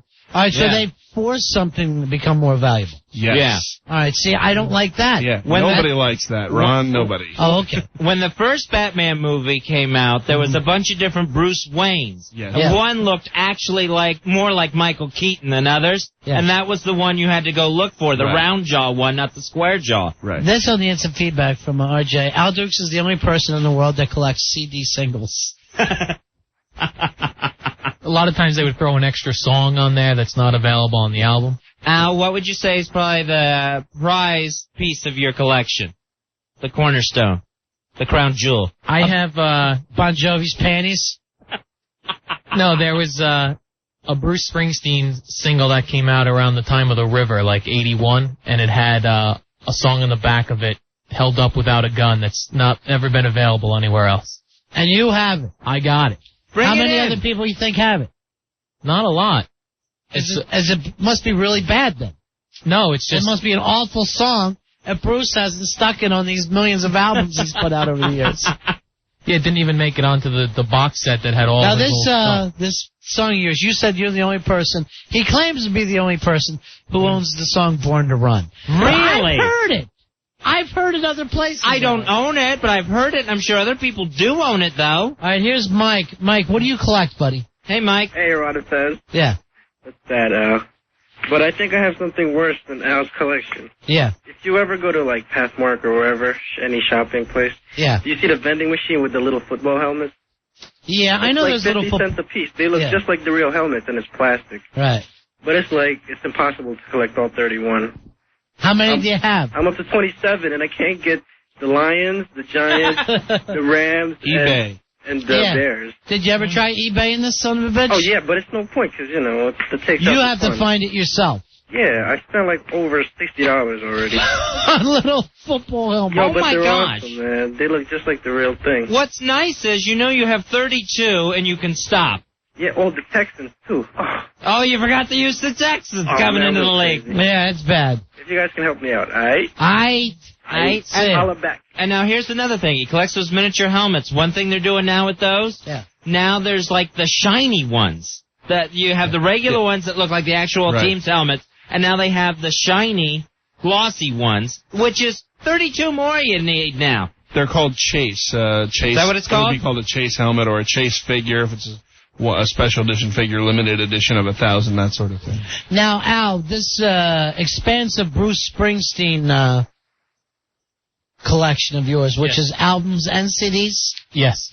Do you keep everything in wrapping like a real collector? Yeah, in the plastic album holders. Uh-huh. But I will play them sometimes. What do you hope to do with them? I don't know. It's just I like knowing that I have them. Other people don't. Do you sometimes like to pretend that you're Bruce and stand in front of the mirror? I mean, everyone's done that where they... Everyone stood in front of the mirror and J.O.'d? Let me... You're a maniac. What is this song of yours that's so rare that no Springsteen, no one outside the East Street Band has ever heard the song? Held Up Without a Gun, it's called. And it's only available, on some German... It's a B-side of some... I don't even remember which country it was from. But it's definitely a foreign country. Yeah, from Hungry Heart. The Hungry Heart singer. And where did you get it? You got it in some kind of flea market situation? I got it from a Bruce Springsteen fan magazine. I bought it from. You read Bruce Springsteen fan magazines? Yes. Or fanzines. Yeah, there you go. Fanzines. All right, here's Steve. Steve, you're on Run and Fez. Hey, Steve, you're on the air. Hey. Yeah, how are you? You're on with Run and Fez. Yeah, I know. Hi. Tell Al Dukes I have that same song, Held Up Without a Gun, on a regular CD. What CD is it on? It's called Another Side of Bruce Springsteen. I think that's a bootleg you have. It's not available. Do you collect bootleg? It's not available, but I still have it somehow. Yeah, but you got the bootleg. I have the official Columbia Records release. And what's that mean to you, Al? I mean, not as a bad thing, but why do you feel that's better than a bootleg or anything else? It sounds better. I never understand the collecting thing. It's more rare. Anyone can bootleg and copy things. This is... Not many of them were pressed by Columbia Records, and I have one of them. And that's a feeling of joy for you. I'm not making fun of you. No, I like looking. I'm trying to learn at the whole collection and going, that's a cool piece people don't have. There's another one you can't just go into the store. I love the fact that you call it a collection where I would just call it CDs. Right, yeah. For him, it's a collection. Sure. Ronnie, that very rare... For me, it's stuff you can get at Kmart. Sure. All right, thanks, Steve. Thank you for the call, Steve. Your stuff is bootleg and just a joke to Mr. Al Dukes. Right. Now, that very rare song from Bruce Springsteen, we were able to get a copy of it. Right. Al? Al's the only one who owns this. This is an Al Dukes exclusive. Only available in East Germany. A lot of you people don't realize this. This is Bruce Springsteen. Yeah. I think before the E Street Band broke up. By the way, Al pointed this out. It's not East Street, so don't make that mistake. All right, Thank you, Al. Rick, you're on Run and Fez. Hey, Rick. Hey, guys, what's up? Yeah. Card holder 11189. Hooah, hooah, hooah! Thank you. Yo, I collect movie posters. Nice. But like first edition, first print. Okay, let me say this. I can understand getting movie posters, because that's like art. You could hang it on the wall. You could enjoy it. I don't understand some of these other things. But if you have art hanging on your wall, sure, yeah, up to each person, whatever gives them joy. Yeah. All right, what is your prize of your movie poster? Oh, I have two. Yeah. My prize is the Warriors. Remember 1979? Hey, Warriors. Yeah, come out to play. Yeah. I got that. My second one is Caddyshack. not the one with everyone on the, with like Dangerfield and all those guys. Sure, the one with the lips. Yeah. That's my lips? prize. We want lip. Everybody. We all want lips. All right, now you collect these as well, Big Kev? Yeah, I collect only really old 30s and 40s, mostly Errol Flynn related. Oh, really? I love Errol Flynn myself. Now, Gentleman Jim, one of my favorite films of all time. But why should there be a first edition movie poster? That's what surprises me. Okay, there are some that are released that only go to movie theaters. Right. And they're made double-sided usually. That's the one you want. So that they can be rear lit. After that, sometimes a poster will be reprinted so that it can be mass marketed out. Right, so you don't want that one. Right, you don't want that. And you will pay a pretty penny for these posters. Yeah, Well, what would let's say, what would the Pulp Fiction poster run me? A Pulp Fiction First poster? edition, yeah. First edition, I would say that's about $300 to $400. Wow. Nice. I didn't know it went for that much. Yeah, if you know, to have it in like Now, see, good if I shape. was Tarantino, I would have just printed up a bunch of those and stuck them in my garage. Yeah, but you can get screwed on those because they were so mass marketed. Oh, were they? Oh, yeah. All right, so you want something a little more rare. There was also like 7 different posters for the movie. there were a ton of them. Okay, good. The one with Uma Thurman on it, that one, Yeah. a first print of that is tough to find. Yeah, especially one without batch on it. That's not stuck to the wall without nails.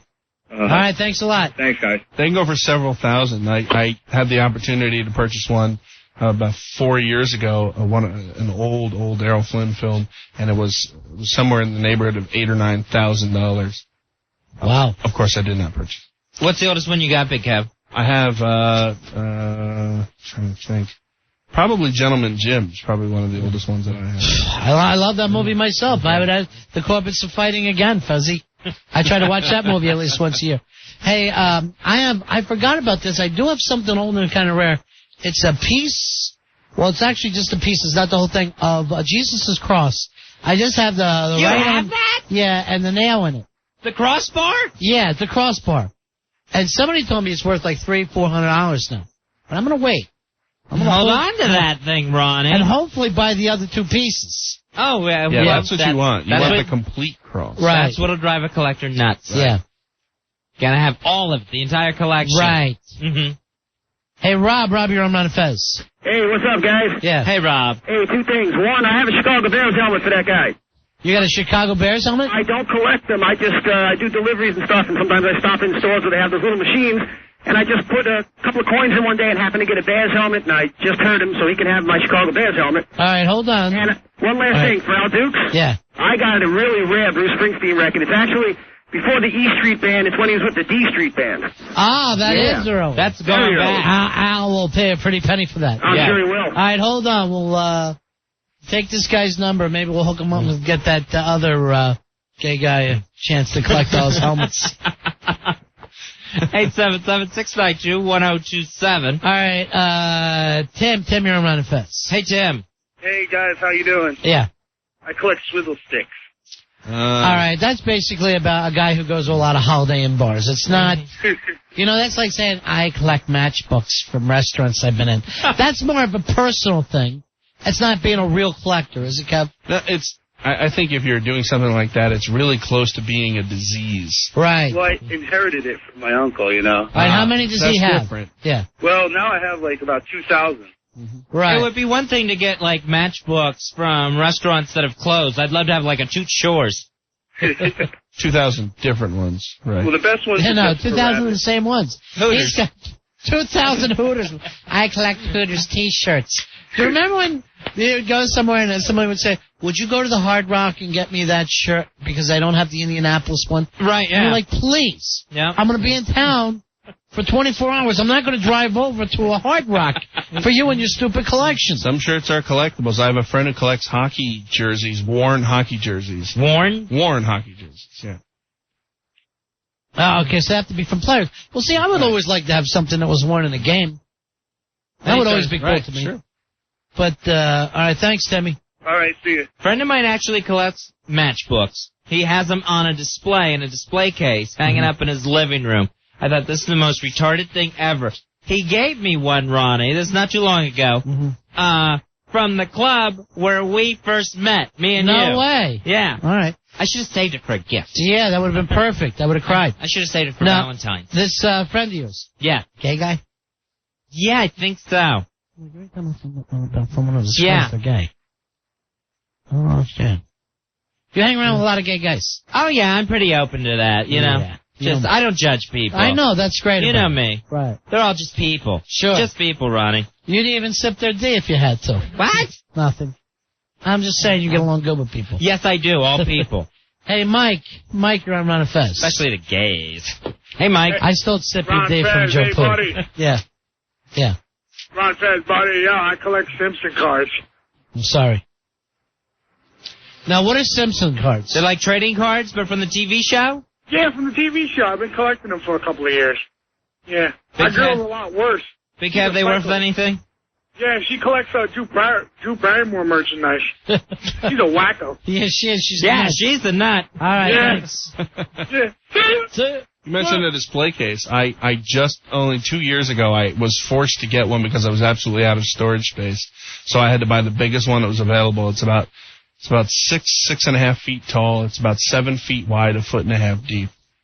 And it's packed to the rafters. Well, your stuff is mainly toys, right? Mainly toys, comics, artwork, and some posters and things. All right, here is Mike. Mike, you're on Ron and Fez. Hey, Mike. Hey, guys, how you doing? What can we do for you, Mike? Before I tell you what I collect, can I talk to Al Dukes for a second? Yeah, he's here. Hey, Al Dukes. Go ahead. I think you're a real cool guy. I think if you had a little more self-confidence, these guys wouldn't bust on you so much. Yeah, that is the problem. You lack self-confidence, Al. Yeah. But I do believe you will manage your own radio station one day. You're a very intelligent person. You got a good attitude. So Thank you. Good luck to you, man. If he's here after the 22nd, I'll be shocked. That's why I wish you'd shadow Wonderboy a little bit more. Alrighty. I collect Twisted Sister merchandise. I have over 5,000. The Twisted Sister guy thinks you're bright. That's nice. I have. Do you have a pledge pen, Mike? Is that a Twisted Sister pledge pen? Let me tell you, I'm friends with Dee Snider. Really? And my most prized possession is. You remember the Leader of the Pack video? No. Well, there's a wall hanging, a Twisted Sister wall hanging in the girl's bedroom. I have that. He gave it to me, signed by all 5 members. Unbelievable. That thing's got to be worth $30. No, it's worth more than that. I also have the original Under the Blade secret record album signed by all 5 members, and it's been valued over $1,000. Is this Billy's ex-wife? Boyfriend. All right, Mikey. Have we found the guy for her? Okay, Have a good night, guys. Thanks, Mike.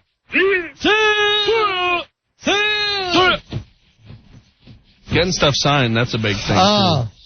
That means everything to me. Yeah, Al, how do you get a Roman helmet signed? By the actual Roman. The Twisted Sister geek thinks you're a smart guy, Al. That was nice of him to say. That's a Long brilliant. Island band, though. You would never have anything to do with them, right? I'd never Your followed bands them, have to be from Jersey. Yeah, there's a lot of good bands from Jersey, so. He thinks you're going to be GM of a radio station one day, and you'll tell him to just play nothing but Twisted Sister. And the Bruce and Bon Jovi. The Bruce. Yeah, you know your music, Al. Yeah. This was 78. You would know your music. That's the cool thing. And the other day he was so excited because he got a Darkness on the Edge of Town album. He says it's closer to getting his collection done. And no one will stop him. How many times have you gone to Bruce shows? I've only been about 5 times. Really? Yeah, you're this huge collector and huge fan. Yeah. It was after seeing him for the first time I got into it and started collecting. What year was that? 87. Great. You're right there in the cutting edge. During the Tunnel of Love tour. Yeah, wow. When did you see? The E Street Band had already broken up. Wow. Before Mr. Collector happened to hop on that train. Why don't you jump on Elvis? He's current. Paul McCartney was in another group before Wings? It's exciting. No, I know my stuff. Yeah. Right, that's why you shaved your head. During Rock and Roll Jeopardy against Black Earl. Fezzy, here's our friend Quinn. She had something she wanted to tell us about she's up to this week. Hey, Quinn, you're on the air. How you doing, honey? Hi, Quinn. Hi, guys. Hi, Fezzy. Hi, Ronnie. It's a big week for you, right? This is a very, very big week. What's going on? Well, my kids are doing a showcase tomorrow. I teach music, and I'm trying desperately not to use the word recital because they hate it. So it's a big, big show. Scale. So it's a big showcase, and they're not fighting, though. I would love to send Fez up for this, but he's not allowed near a room full of children. No. So, but no you give me another 6 years, 3 months, I'm no there. Kenny Allen. No Kenny Allen? No Kenny Allen. But they're going to be stars, and I'm so proud of them. They've all worked so hard. What's the big closing number? Well, I will tell you, They're going to do. I'm trying so hard. I know they're going to be listening to this, so I'm not going to make too many jokes here, guys. Okay. But they're doing tin for Q for Tin Horns from Guys and Dolls. Ah, Fez, your favorite. I love it. Yeah. NYC from Annie. A little Backstreet Boys. Ah. And the big closing number apparently has me in it. Really? And I'm not quite sure what it's going to be. Mrs. Hannigan? I remember when the kids all sang a song from a musical. It was called Ouch, That Hurts Mr. Watley. And I don't know what it was about. Oh, the choreography we had to go over. They were like the Rockettes. I called them a different word. Ouch, that hurts Mr. Watley. They were like the Rockettes, but just rhymed with it. Yeah. You know, we could add that at the last minute. Yeah, I would like it. I like the idea of it. All right, well, best of luck to you and the kids, okay, Quinn? Oh, thank you so much. You guys, thank you so much for doing this. No problem at all. It's called Songs in the Key of Q. And these kids work so hard, so thank you for giving me this chance. All right, bye-bye, honey. Bye, love you guys. Bye-bye. Big showcase tomorrow. I think it might be the International Submarine Silver String Band. Oh, Fezzy, they are fantastic.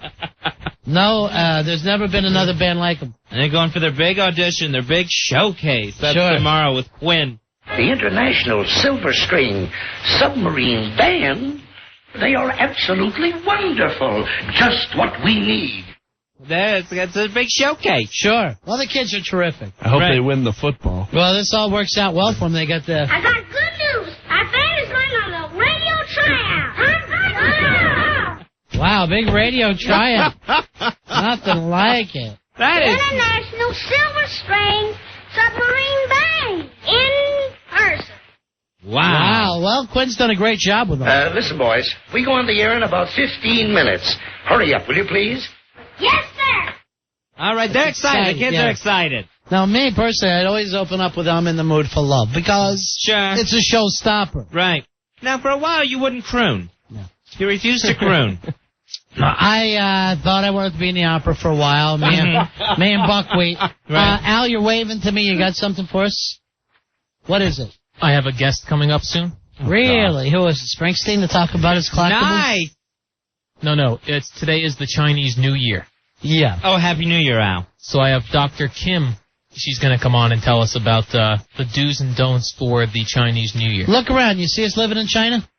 No, but it's another culture that I thought we would talk about since today's the day. We just finished off a box of donuts. Yeah. How do you think our traditions are going to sit with Dr. Kim? No, she says there are things in the Chinese traditions that we can do in our American culture. All right, well, please tell all these people they have to hang up, even though all they want to talk about is their collectibles. Right. Now we're talking to Chinese people. Oh, okay. All right, you know we're not Chinese, right, Al? Yes, I do know. Al, will you do me a favor and tape back your eyes for the interview? Just to get us in the mood, please. And then do my nails while you're doing it. We would very much appreciate it. Or is that only Koreans that'll do your nails? The Koreans are very good at it. I go to Axis of Evil Nails. That's where they do mine. How much for an evil manicure? And is the evil pedicure, is it too weird?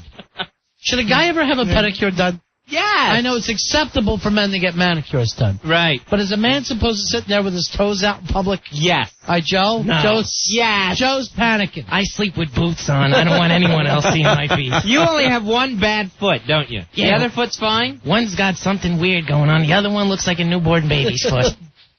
The other one, the bad one, looks like there's a newborn baby growing out of it. It's your version of a club foot. It's getting a club foot later in life with a fungus. You want to show it to Big Kev? No. You ever seen it, Big Kev? No, thank you. You want to rub it on your fleece a little bit? No, please. All right, so Dr. Kim, who will teach us all about Chinese New Year, will be up next. Very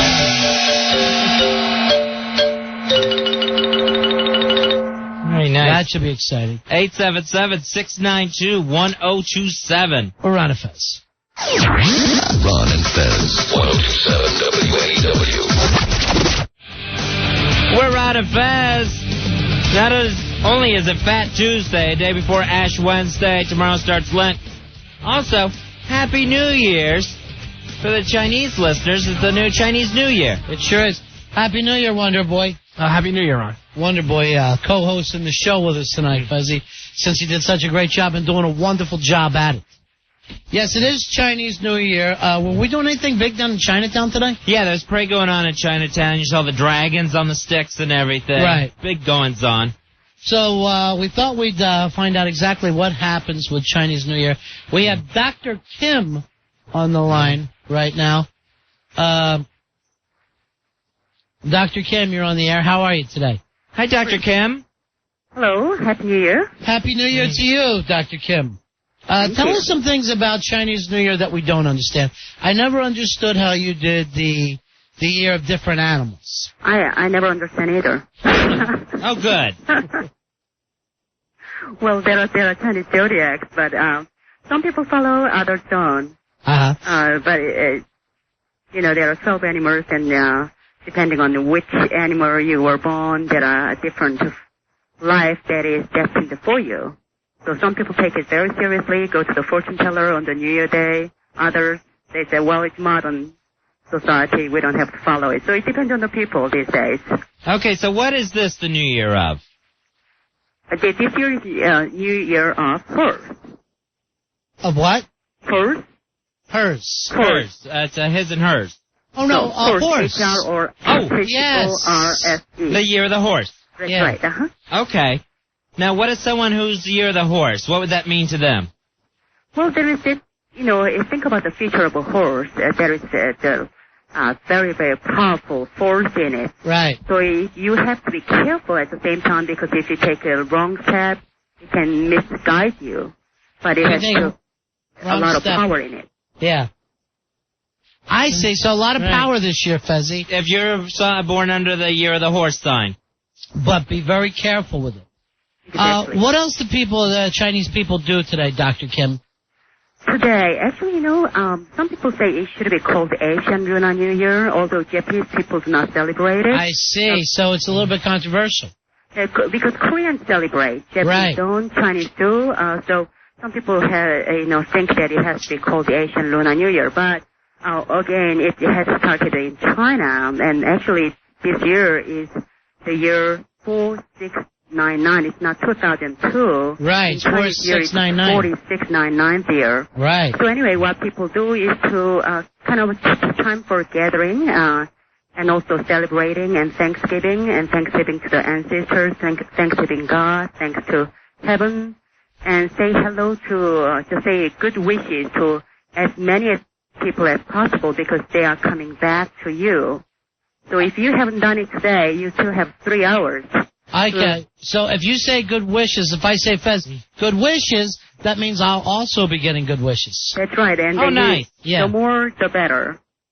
And also, you do not, good wishes, you everybody. were supposed to pay back all the debts by yesterday. All the debts had to be paid back by yesterday, Fez. Right, including we don't owe them? Bill. So, Fezzy, I got a year free now. You missed yesterday. And if anyone is asking you money today, you are not supposed to lend, because then you're going to be having a lot of people who are asking you to loan money this year, so you don't do that. Wonderboy's not getting any money back for the donuts. He's very upset at this point. Do not say any foul languages. Do not use any foul words. Like the F word? Use only good words that brings good fortune. So you wouldn't say the F word today? No, you won't. Or the C word? No, too late. Or the D? You've got about 3 hours. Right. Okay. So what would I say if I was with a woman with you? I would say, would you like to see my D? Could I use that? Would you like to see my D? Or could I look to see? Something along those lines that would just be using the initials? Right. Well, I don't have particular suggestion. I think you can do it. Right. You have pretty good choices. Could I finger your A? I would just try to get around it that way, right? In China. Without saying the foul word. Right. That'll bring the bad luck. Right, Dr. Kim? It's up to you. Right. Now, you're from what part of China? No, actually, I'm not from China. I'm from Korea. Oh, from Korea? Uh-huh. Oh, so okay. Could we use the foul language there? No, you won't. Actually, this is the day that's the tone for the year. Right. So you unless you really want to do that, it's up to you. If you want to have the you're filled with foul words, you may do that, but I won't. I won't either. Okay. You never use foul language? Ever?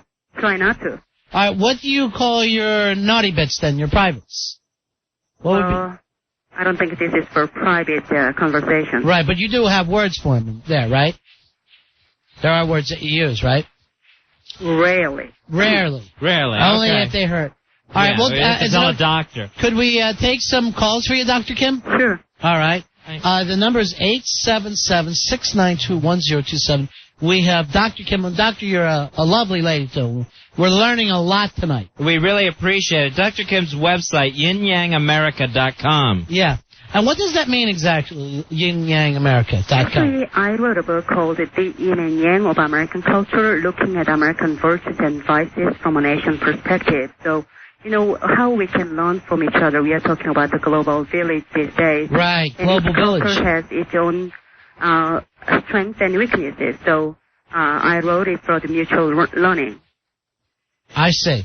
Okay. All right, we're going to take some calls for you. Is that all right, Dr. Kim? Sure. Okay, great, because people are very interested in this. All right, first call is Iris. Iris, you're on the Ron and Fez show. Hello, Iris. You're on with Dr. Kim. Hello, Dr. Kim. Hello. Happy Year of the Whore. It's a wonderful new year. Now, is it the year of the whore? Is that right? A horse. What's the year, Doctor? HORSE. Right. Year of the horse. Horse. Doctor, I'm calling from Bay Ridge, Brooklyn. And I notice a lot of the Jews enjoy Chinese food. Oh, that's Sorry, true. I cannot hear you. Yes. It is good to hear you. I'm sorry, I cannot understand that. Welcome to America. It's much good. So, are you enjoying yourself? Dr. Kim? Yes? Do you understand me? I don't understand you. My husband was in Korea in the 50s. Really? And came back with an itch that I picked up. Oh, my goodness, you caught that itch. Yes. Wow. And is there like an herbal medicine that you use in Korea, Doctor? Any idea about that, Dr. Kim? No, I don't. Well, you're doing a wonderful job. Thank you so much, Doctor. Thank you. Okay. You have a happy New Year. Happy New Year. Zaki, Happy New Year. I say, people are excited, so you don't have to be Chinese. We love you long time. Mm-hmm. I'll hang up now to listen to the answer. About the itch.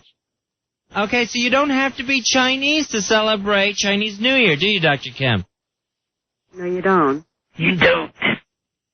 Everyone can partake in this and participate. We all can. It's for all of us. It's nice when you can share the traditions that way. Doctor, how does an abacus work and why? I'll hang up to listen to the answer. Dr. Kim? Yes? Did you have an answer for No, that? actually, I have a hard time understanding. That's because I'm Jewish from Bay Ridge, Brooklyn. Right. Normally I do the news you could use for the Jews. But this is more like what gets the chinks to think, really, when you think about it. I'll hang up and listen to the answer. Okay, Iris is going to hang up and listen to the answer. Let's take another call, shall we, Fez? Excuse me, I think we were out of time because we were talking about 10 minutes. I think time is up. Why, so do you I have to go. you have so many different people you're supposed to talk to? When Alex called, it was 10 minutes, so I think all right, let me get Al in here because Alan, I'm sorry about that. Al is our producer, and we're probably going to have to let him go. Al, it's only a 10-minute interview we had? No, I asked her at least 20 minutes, 20, 25 minutes, tops, when we spoke earlier. All right, we'll take a couple more calls, okay, Dr. Kim? I'm afraid not. Why? Sorry about that. I've got other obligations tonight because it's Lunar New Year. Ah, I see. So, well, here's Andre. Andre, you're on the Ron and Fez show. Hello? Hello, Andre. Hello, this is Dr. Kim. Yes, Dr. Kim is with you. I was wondering about something. What's that? Why does there have to be a year of the snake? Why? Dr. Kim, when is the year of the snake? I don't know. You know, snakes frighten a lot of people. I am a big man. 7'4", 560 pounds, from Grenoble, France. Andre, if you could stay on the line, we have other callers that would all like to get in because we don't have much time. Here is also Kenny Allen. Kenny Allen, you're on Ron and Fez. Hello, Kenny Allen. You're on with Dr. Kim. Want to pretend Yeah. that we're horses or something? Well, it is the year of the horse, right, Dr. Kim? Go ahead, Kenny Allen. And I'm a robot horse? And you guys are just ponies? And I have laser eye vision? All right, would that happen, Dr. Kim? I'm sorry? Laser eye vision for horses? A robot horse. I'm not a robot There's horse. such things as robot horses. Where? In Korea or China? China. Andre, what do you think? I could be like a big Clydesdale. A very large 7'4", 560 pounds, from Grenoble, France horse. All right, Kenny Allen, and maybe your horse could ride on Andre's horse. No. Why? I'm the main horse. All right. No one rides on me. Is that true, Dr. Kim? No, I think you can do the show without me because you seem to carry the conversation between you and your guest. So I don't think I'm participating. Well, I think you are. I mean, here's where included. It's a round. Wait a minute. I don't want you to feel offended. It's a round table. No. Just, and Kenny Allen claims that some horses are robots. I disagree. Andre goes the other way. He disagrees, but there's snakes around him. What? I thought this was near the horse. I do not want it to be near the snake. If it's near the snake, you're not going to see me again. What do you think, Kenny Allen? I think that I can eat snakes with my robot teeth and robot throat and stomach. Is that possible? Because I'm just totally robot. I would appreciate it. Is that possible, Dr. Kim? Dr. Kim? I'm sorry, I didn't hear you. Well, Kenny Allen claims that a robot horse would be able to eat a giant snake with his robot teeth and robot stomach, but I think he makes things up. Kenny, real snake or robot snake? What snake? Even a robot snake I can eat, since I'm just pure robot. Right. Is that true, Dr. Kim? Well, if you're ready for a more serious caller, I'll give answers. Well, okay? we'll try to get some more serious callers on. No, actually, I think I have to go, okay? We can add more so callers. Much for your interest, and again, Happy New Year to you all. All right, Andre, Happy New Year. Happy New Year. Kenny Allen, Happy New Year. Happy New Year. Again, the more the better, so say Happy New Year. Can I be a robot New Year? For the next 3 hours. We're all robots. All right, are we, Dr. Kim, one last question. Are we indeed all robots? I think we are. We can pick that up next time, Dr. Kim. If I was, why would I be so afraid of a snake? Dr. Kim? It's crippling. Dr. Kim. Well, thank you so much for your interest. And, we really enjoyed having you on the show tonight. Thank you. Bye-bye. You seem to be a wonderful guest. We have more callers. Thank you. Bye-bye. Good night. All right. Thank you, Dr. Kim. She didn't answer my question. Mine neither, Kenny. These things... What the F? These things happen. I got 0 out of that. Al, you did an awful job with the guest. Yeah, I told her 25 minutes. Did you let her know that we want to know if robot horses would be able to bite through snakes since they have robot teeth and robot stomachs? You know there's important issues to some of your listeners. Stop slurping. I keep thinking it's a snake kissing. It's your Kenny Allen slurping. Al, do you have another guest for us while we have all the people ready to go? Kenny Allen, I can't believe I'm going to say this, but thanks for calling, and I apologize to you. What? How? No, Dr. Kim. You ought to tell. This time I agree with you. You should tell. Tell it. Yes, go tell. All right, I'm telling. Go tell. Andre? I can't decide whether I want to headbutt Dr. Kim, B, chokeslam Dr. Kim, or C, throw her into the corner and then ram my big butt into her to knock the breath out. I feel bad, too. Al, I think this is the worst booking you've ever done. And we're going to have to break your Bruce Springsteen record collection. Yeah, this one didn't go as I had planned. All right. No less. Andre, we'll snake you later. What? You said snake you later? Yeah. I said see you later. Oh. Yeah. Oh. All right. Happy New Snake. What? It's not a new snake. I don't like a new snake. I like an old snake. I am not even fond of the robot snakes that were brought up during the conversation tonight. Was that by Dr. Kim or Kenny? I forgot which one brought up robot snakes. Dr. Kim. Yeah. All right. We'll be right back. And be careful of that phone cord. It's really a snake. 877-692-1027. It is the Ron and Fez Show. Ron and Fez. Frequency 1027 WNEW. We're Ron and Fez. 877-692-1027 is the toll-free phone number. Well, that was just awful, Fezzy. We were trying to learn about this year, the year of the horse. Right. We had a nice guest on, Dr. Kim. And our callers ruined things. Iris, bad caller tonight. And then between Kenny Allen and Andre, they were just yelling over our guests. Right. I mean, why those two need to start discussing robots, whether they be horse, snake, or whatever, in the middle of Dr. Kim's interview. No. That was the thing she took offense to, the fact there was a conversation going on around and without her. Right. Now, in her defense, no way a snake could beat a robot horse, even a robot snake, Fez. No, you have to look at size alone. Unless there's some sort of robot venom the robot snake is injecting into the robot horse to start a computer virus or something. That, I think we should discuss. I'd like to get Dr. Kim back for that. It's nice when you can have an expert just back up some things. Now, in China, Fezzy, they call this the year of the horse.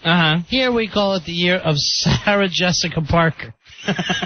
Oh, celebrating the year of the horse face. Have you seen her in that last awards?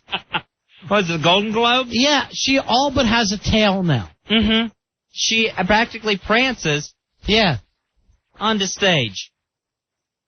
Matthew Broderick ought to come out with a saddle across her back. Right. Because, well, they're married because, well, he likes girls and she likes men. So they're married because they're both heterosexuals. And they have sex with each other. If he threw a saddle across her back, it'd be the only time he was riding her. You think Nathan Lane says to him, happy year of the horse face? This is the one night of the year you got to pound your own wife? What are you doing, lighting off some fireworks or something, Matthew? Happy year of the horse face. Oh, wait a minute, sorry, I had something to say. That's the acceptance speech from the Golden Globes. From Sex and the City. Own Sarah Jessica Parker. Congratulations, celebrating the year of the horse face. Now, Ronnie, I was watching The View today. Yeah. You know, the Barbara Walters show that she does with the other ladies? Yeah. Star Jones, the other girls were telling her congratulations. Apparently Star Jones celebrating the year of eating like a horse. Oh, she's one fine woman. Mm-hmm. She eats because she's healthy. Mm-hmm. She was showing her new shoes. She actually threw one. Almost hurt someone in the audience. Well, that's fun. Uh-huh. Now, Mariah Carey, Fezzy, is celebrating the year of Crazy Horse. Oh, all right. Now, up to this point, Neil Young has won it for like 20-some years straight. This year, Mariah Carey is Crazy Horse. She's the nut. Yeah. Despite the fine work of Neil Young, Crazy Horse. Right. Robert Redford, Ronnie. Big day for him. Right. He's celebrating the year of the horse whisperer. Oh, that's nice. Yeah. Very quiet. Right. Just a quiet party, few friends over, that's about it. Sugar? I'm a horse whisperer. You like sugar? Even the horse should be saying, speak up, please. Horsey. Never been Horse Whisperer. This was, here's a scene from Robert Redford and Horse Whisperer 2. Yeah. You're going to win the Golden Globe.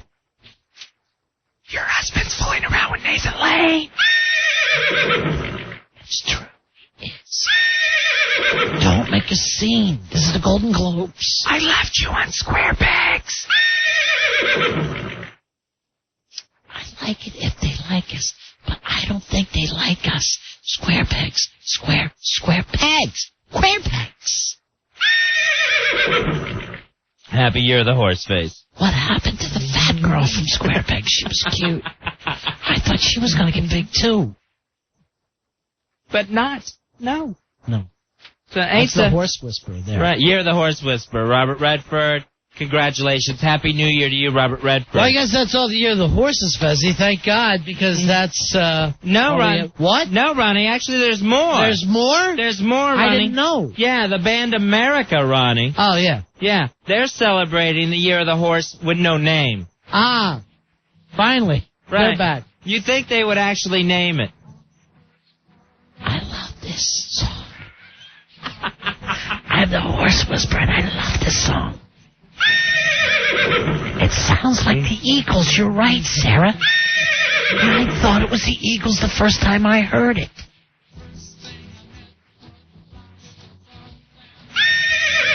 I know, it sounds like Neil Young, too. You're a good Horse Whisperer. Very smart, Sarah. Ronnie, Ric Flair. Oh, Ric Flair, a good friend of ours. Yes, from the WWF, owner, celebrating the Year of the Horsemen. Really? Woo! Woo! Woo! Woo! Don't trust Vince McMahon, Rick. I hate to be a horseman whisperer, but don't trust him. Don't mess with The Undertaker, like you did last night on Raw. He'll F you up. Did you hear that no one believes that Sarah is straight? Christopher Reeve, Ronnie. Really? Christopher Reeve, celebrating the Year of the Horse Riding Accident. Ah, well, Yeah. I wouldn't even celebrate. You know, observe. Observe would probably be a better word. Right. Why would you celebrate? Crazy. You just observe it and let it pass. Uh-huh. Sorry, what happened to you? There's no happy in this new year.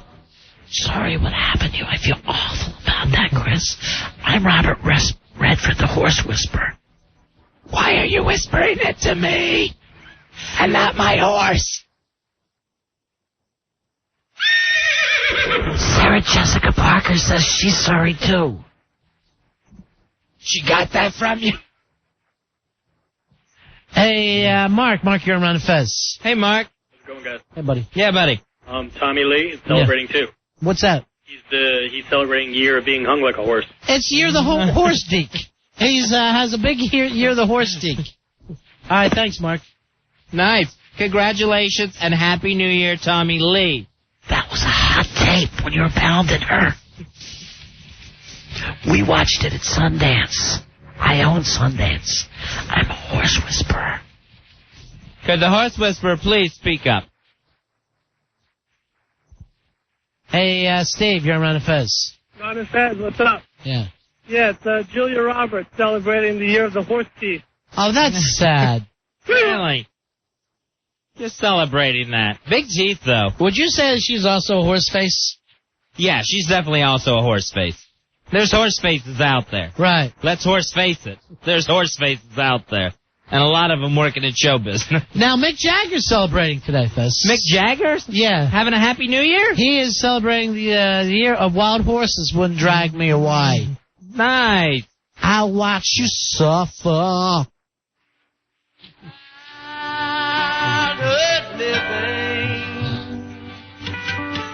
Now, I'll tell you right now, if you start to dance with a girl with this, you'll end up banging her. Really? Something about this song, you'll end up banging a chick. That's good to know. I know you like it too, honey. They played this at Matthew Broderick and Sarah Jessica Parker's wedding. Yeah. She came down the aisle to it. Led. She was led down the aisle to it. Wild horses couldn't keep her away from that wedding. We need a stall for my mother-in-law. Sarah's mother needs a stall. Who gives this woman? Hello. My daughter's a horse, of course, of course. Ronnie, the New England Patriots still celebrating. Yeah. They won the Super Bowl, came out of nowhere, really, to win it. Yeah. Celebrating the year of the dark horse. Ah. Yeah. Nice. Still celebrating. Now, Fez, while we're listening to this song, I want to remind everybody, Keith Richards is celebrating the year of 30 years on the horse. Oh, nice. So he's doing well for himself. Spanish Tony, take the pain away. Spanish Tony. Do you know that was this guy's name? Really? Spanish Tony. You know how we always use Spanish Johnny? Right, yeah. We always called every deal we're Spanish Johnny. Spanish Johnny, get over here. My name's Frank. Whatever. Let me live my own romanticized drug addict lifestyle. Today you're Spanish Johnny. And tell Joey from Macau he's changing his name. Hey, Tom. Tom, you're on Fez. Hey, Tom. Well, I'm sorry. That's Katie first. Oh. Katie's. Hey, Katie. Hi, guys. How Yeah. you doing? Good. What can we do for you tonight? I just wanted to mention that this is the year that Iris celebrates talking like a horse. Oh, that's sad. But thank you. Yeah, Thank she's you just for a calling. little Yeah, horse. She can't help it. And Yeah. she ruined that interview with the China woman. We may never get Dr. Kim back on the air again. You know, Al, try to call Dr. Kim back and see if we can't get her back on later tonight. Tom, you're on Ron and Fez. Buddies, how you doing, guys? Hey, buddy. Hey, Ted Turner's celebrating the year of talking out of the horse's ass. Yeah, it's about that time. Yeah. All right. Every Ash Wednesday, he pulls it off. Hey, Bill has a Spy report. Spy report. spy report for us. How you doing, Bill? Hey, how you doing? I'm up here in Fairfield County here. Yeah. Oh, yeah. Well, we've got the big hostage situation. Yeah, Right. really disastrous. The incident We're at down Fairfield to University. one male hostage. Only one hostage. Jeez, yeah, they've apparently a Fairfield County police lieutenant or Fairfield police lieutenant has been negotiating. They've got FBI agents there, and they've got the state SWAT bomb squads there from the state of Connecticut. What are they giving him for the hostages? Cookies? I would suspect maybe that the girls basketball team panties have been. No, I'm sorry. Anyway, so we're down to one hostage. Down to one guy. And it's looking pretty good right now. Well, I don't know. These guys aren't telling us anything. All right, do we know if the one hostage is the one faculty member that was still left over? No, the woman who was the professor, Professor Elizabeth Dreyer, was released. Nice. To her husband, Fred. Husband. He was Fred what was he? It wasn't the hammer. It wasn't the hammer? Fred the... Animal or something like that. What was Fred Dreyer? Fred Dreyer. Actually, hammer sounds right, though. No, the hammer was a black guy, right? Well, that would just include producers versus instant feedback. Actually, her husband did say that she was a very calming person and possibly helped in the negotiations. She's great. Here's the thing. Yeah, isn't that wonderful? She rocked. We started out with over 20 hostages. 23. 23. By now, one by one, they have been able to somehow sneak away from the blind student, except for this one guy that's left. Well, what's happened is the Fairfield... He's just doing a bunch of voices. Yeah, the Fairfield the women's basketball team has been throwing panties into the room religiously for the past half hour, hoping to sniff out the situation. All right, thank you. Bad joke. I'm sorry. Yeah, we left you on too long. That's my fault. It was a bad joke. Say it now. If Fez anyway, so by the time your show's over, this won't be over. So. All right, thanks for the spy report. Spy report. Spy report. Spy report. Spy report. Thank you very much, here, Bill. So there you go, Fezzy. All right, down to one hostage. That's going on at Fairfield University in Connecticut. Yeah. One blind student, or at least partially blind, they think, holding one hostage left in Canisius Hall. Hey, Ed, you're on Ron and Fez. It's Hunter, dimwit. Hunter was the show he was on, but that wasn't his nickname. Fred the dimwit. Hunter Dreyer. No, he's a jackass, and he was with that hot brunette. You're a jackass. You didn't even know he played football before he did that show. You maroon. I thought he had a nickname when he played. The Hammer was the other guy who played for Kansas City. Oh. The black guy. Fred Williamson or something? Fred Williamson was the Hammer. Very good. All right, Fred Williamson. Yeah. Was the... All right. That's why it sounds right. Fred the Hammer. But it's not Valentine. Hunter. Just because you're on a TV show called Hunter doesn't mean that suddenly becomes your nickname. I was telling that to my friend Mash last night. You know what? We should start a show. Give it your nickname. I was telling that to Danny Taxi DeVito. What a nut. So it looks like these hostages are going to get out. Right, yeah. One by one he has released them. Still they think he has a bomb in his hand. I guess the thing is why you don't go for the blind student is you don't want him to drop this bomb. If it's a bomb. Right. Mm-hmm. All I can say is this, Fez.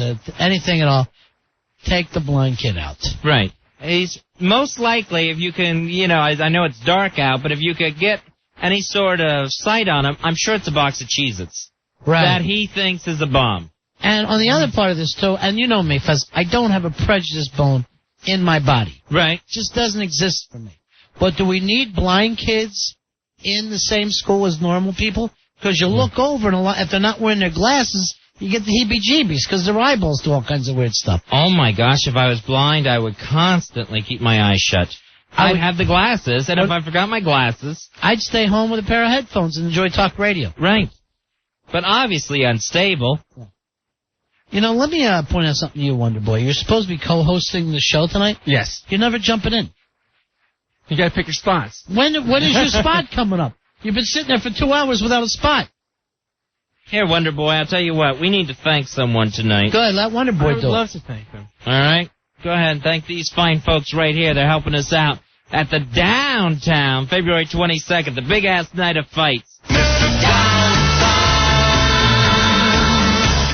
Well, we want to thank the East Coast Professional Wrestling School. They're over in New Jersey. You can learn to wrestle, manage, referee, valet, announce. You can use all of your skills on East Coast Pro Wrestling and Jersey Pro Wrestling live events. If you want to get in touch with them. Are they getting us the ring? Is that why we're thanking them? I think that, yeah. Right. What happened to the Ohio ring? What happened to that story? I have no idea. The imported ring. The East Coast Professionals had a better ring, so we wanted to do that. If you want to call them, you can give them a call at 973-402-9599 or check them out on the web at www.ecpw1.com. All right, nice. Thanks. Nice work, Wonderboy. Thank you. Hey, let me check with Albert, because we didn't get an update today. How many girls we have prepared to fight Tuttle when he gets here? Tuttle wants to fight, as he puts it, a Yankee woman. Yeah, preferably black or Puerto Rican, he said. So far I have 3. Only 3? Yes. What about some of those professional boxers?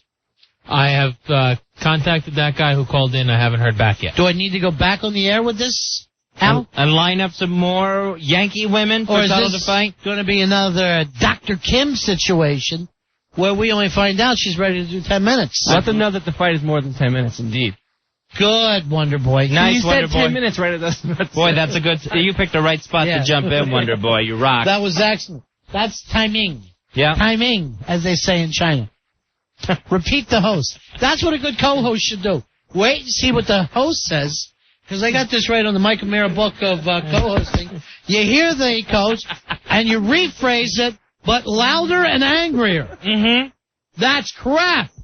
You're upset, Tom? That's crap. That is crap, Al. There you go. You're getting the hang of it. Al, what's going on? And I just want to remind everyone that Tuttle, beyond saying Yankee women, he also said he prefers African-American women or Puerto Rican women. Right. Wonderboy just wanted to add that he prefers African-American women or Puerto Rican women. Thank you, Wonderboy. Can't reiterate enough around here. Appreciate. Al, so what's going on there? Yeah, I mean, we could always use more, just in case someone drops out. Why bring up dropping out? Is that a bad thing? No, I just... So we need women to box Tuttle. Yes. Right. And, why don't you never call mind some of these boxing things? Let's get some real women in here. Never mind the dropping out part. I want to send one woman after another, 1 minute after another, like it's the hour of power, except with boxing women. Throwing them one after another at Tuttle. You want this to be another situation where we put Wonderboy on it? Because he doesn't give up. No, I have He's it covered. tenacious. I You had it covered. You only got 3 until I brought it up tonight. Right, well, I'm going to call the professional gyms also. When? After Tomorrow. I just said it? Now that Ronnie just suggested it. No. I was going to do it tomorrow. You were always going to, or are you going to go listen to that Bruce Springsteen collection of yours? What did Apollo Creed tell Rocky? There is no tomorrow. There is no tomorrow. What did Apollo Creed tell Rocky? Answer Wonderboy. There is no tomorrow. You got that from Fez. Damn it. Yeah, Al. Quit saying the same things I do. Jeez. You make me sick, Al. You really do.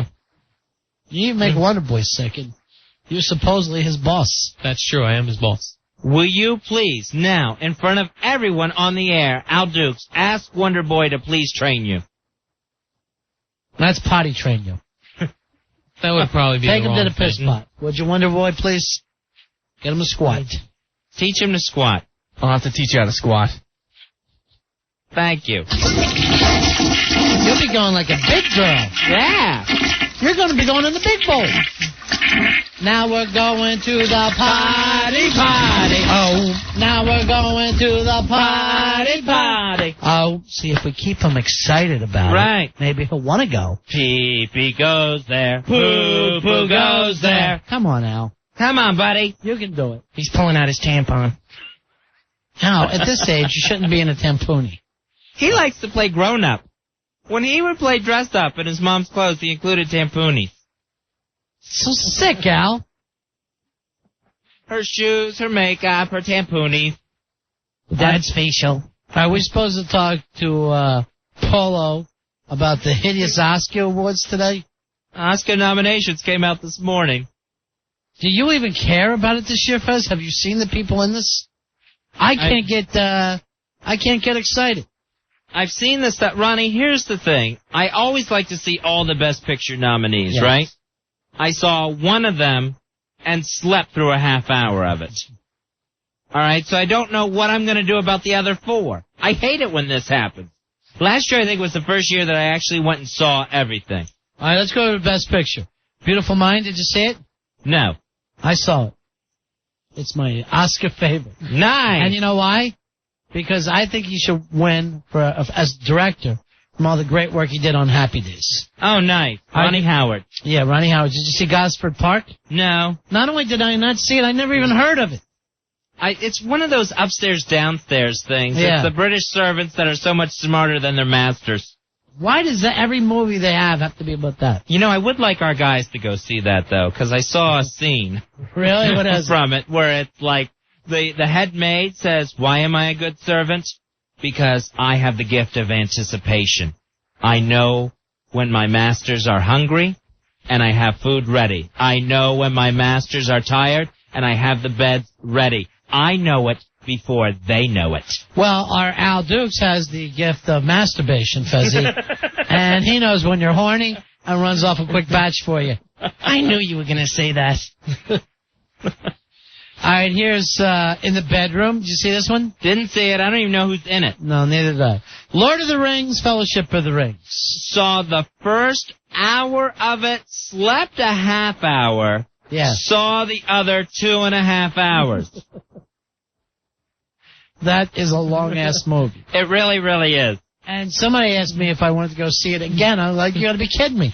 I don't have the time in my life. I honestly don't remember enough of it being in and out of consciousness that I will probably end up having to go see it again. So then someone said to me, and I'm like, I can't stand that movie. It took up like 3.5 hours. They go, well, you got to read the book.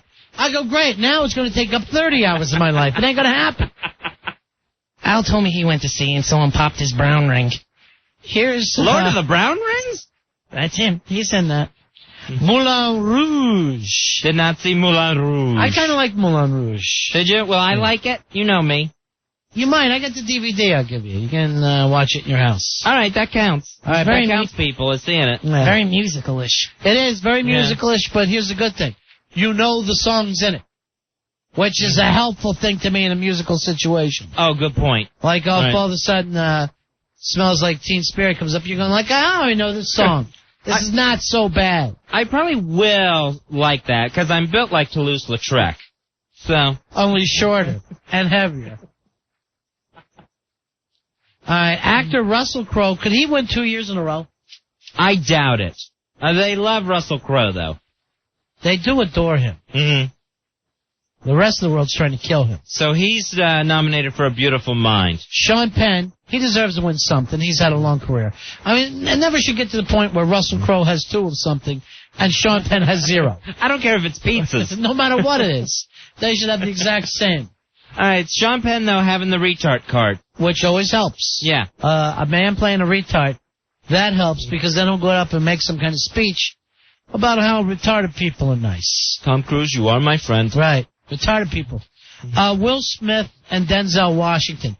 These two, Fezzi, are going to knock each other off. Right. I feel they've already won just being nominated. They're going to split the vote on this one. Uh-huh. So they're going to cancel each other out. They'll cancel each other out.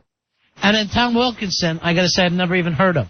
No, He's a British actor who, in the bedroom, plays an American. That's all I know. That seems amazing to me. Right. So he brushes his teeth, and we're supposed to give him an award for that. Sure.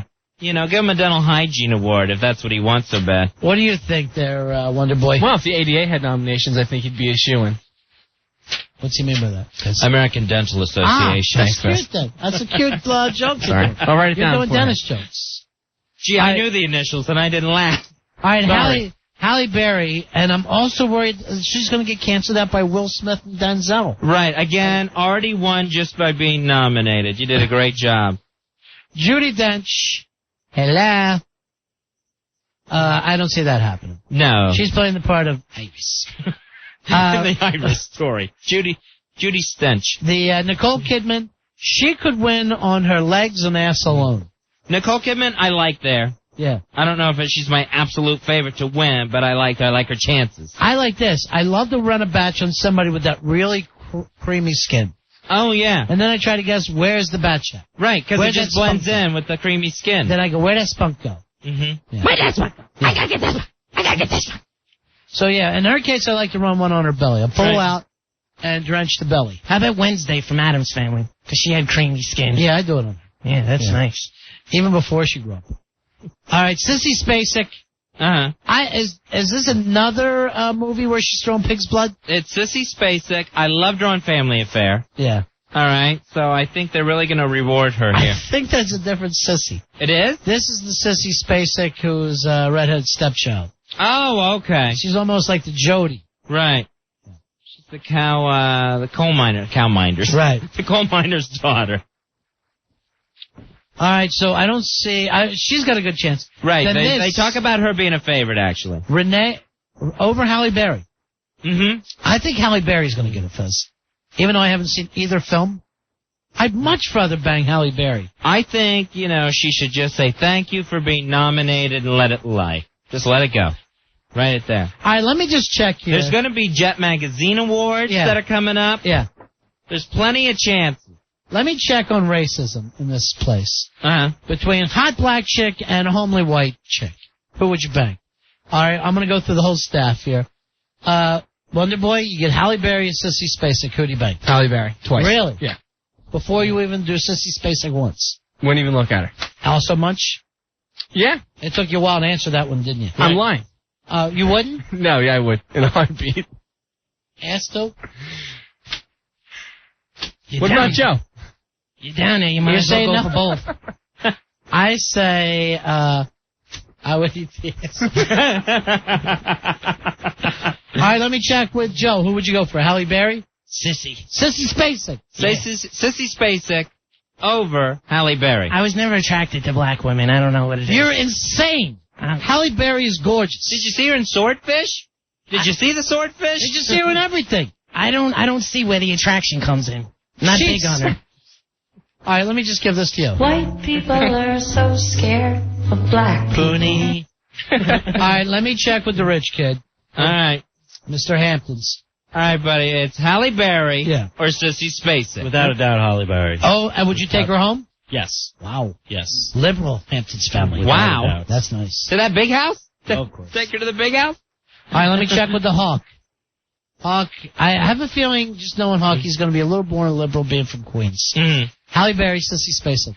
Halle Berry all the way. All right, so far, Joe Poo is the only one turning down Halle Berry. And why, Joe? You just don't see that she's attractive. No, I don't see where it is. I've never been big on her, and when people say she's hot, I'm like, they're just saying that to be conversational. They're not. To be conversational? To act like a black woman is hot? You're insane. She's gorgeous. Let's see. All right, let me call. I already know where Billy's going with this. He'd do it. Whichever one had a cocktail. Let me check with Al Dukes. Michael Jordan or Shaquille O'Neal? Who do you want, Al? Which would you do? Halle Berry. Come on in, Al. Halle Berry or Sissy Spacek? I would do If you were hetero. I am hetero, and I would do Halle Berry, but I wouldn't do the other stuff. You wouldn't munch? No. Would you munch Sissy Spacek? No, she's too old. All right, but if you had to. So you're trying to take munch out of the equation entirely. Right. So you would only give her 5 pumps and then end the situation? Yes. And then, like, you don't. No, I wouldn't. Eat your own. No. God, no. Stupid. What's so stupid about it? All right, so that's another vote for Halle Berry. Yeah, but I don't really take that all the way since he won't munch. And I know he's a muncher from way back. He has to be if he wants to be with women with his problems. Anthony, you're on Run of Fez. What's going on, gentlemen? Hey, Anthony. Halle Berry does not have a black feature on her body. She has no big nostrils. She has no big lips. She looks like a white chick with a tan. She has no nappy hair. She doesn't talk like a Why do you got to be... Wait, hold on. Why do you... White people are so scared of black people. Why do you got to offend everybody else? There's beautiful black women. Beautiful. He hangs up. Golly. Now, Joe, you don't agree with that, do you? I can't tell the difference between her and Alan Keyes. All right. All right, Joe. Alan Keyes, for one, is taller, weighs more, and has a penis. Before we even get into any of this. And a goatee. Look the same to me. All right, here is Chris. Chris, you're on Run of Fez. Big ass card holder 424. Yeah. Thanks, buddy. Yeah, how in God's name is Al Dukes not going to munch on Halle Berry? All right, Al, would you please not leave? Where do you go? In the middle of a conversation. Go. He's looking for Earl's D. How could you not munch Halle Berry? I'd be going crazy. I'd be going from back to front and back again. I think it looks funny. Do you munch at all? What looks funny? When have you seen it? I think he's afraid of the punani, I think is what it is. I know. In general. No. Is this a general rule for you? No, it's not a general rule for me, but I just have a feeling it's just it's a little off down there. Would you munch if she had a penis? Oh. Exactly. Wonderboy. No, I think Wonderboy hit it. I'm gay. You're what? I'm gay. I'm straight. You're schizo. Cornelius, you're on Run of Fez. Hi, Big Ass 92803. You know what? I'd take Halle Berry, but I'd be ashamed of it, and I think it would be kind of angry sex. Oh, stop. You know what? I'm going to do this. White people are so scared of black people. I can't believe I live in the year 2002 and there's prejudice still looming around me, Fezzy, in my own studio. It's run amok in here. I can't stand it. And can I tell you something now? In 100 years, you're not good enough for Halle Berry. Not good enough for her. She'd never have you. Johnny, you're on Ron and Fez. Ron and Fez, what's up, boys? Yeah. I was wondering if I would prefer Chuck Berry. I'm sure he would, because also Chuck likes the young girls. What is this song? What are you hitting? He's hitting Rockin' Robin.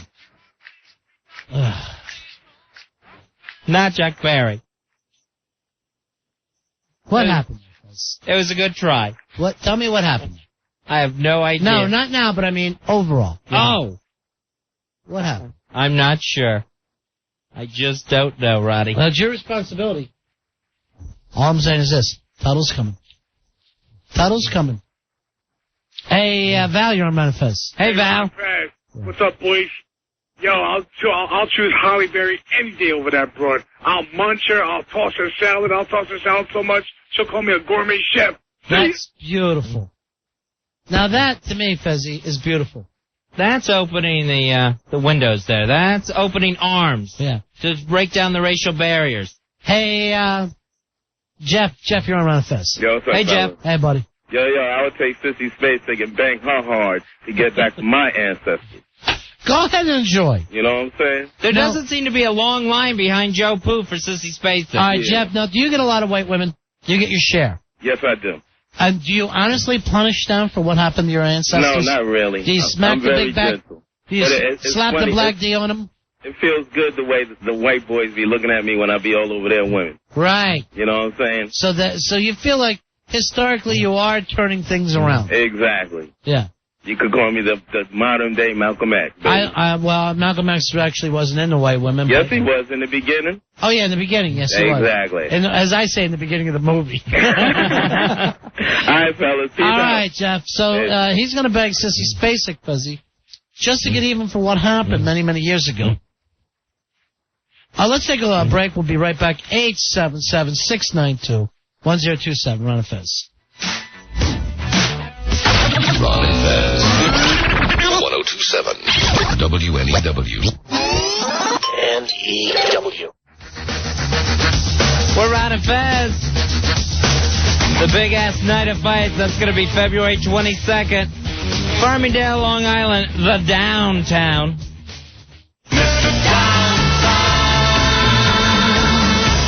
Zebra's going to be at the downtown this Friday in Farmingdale.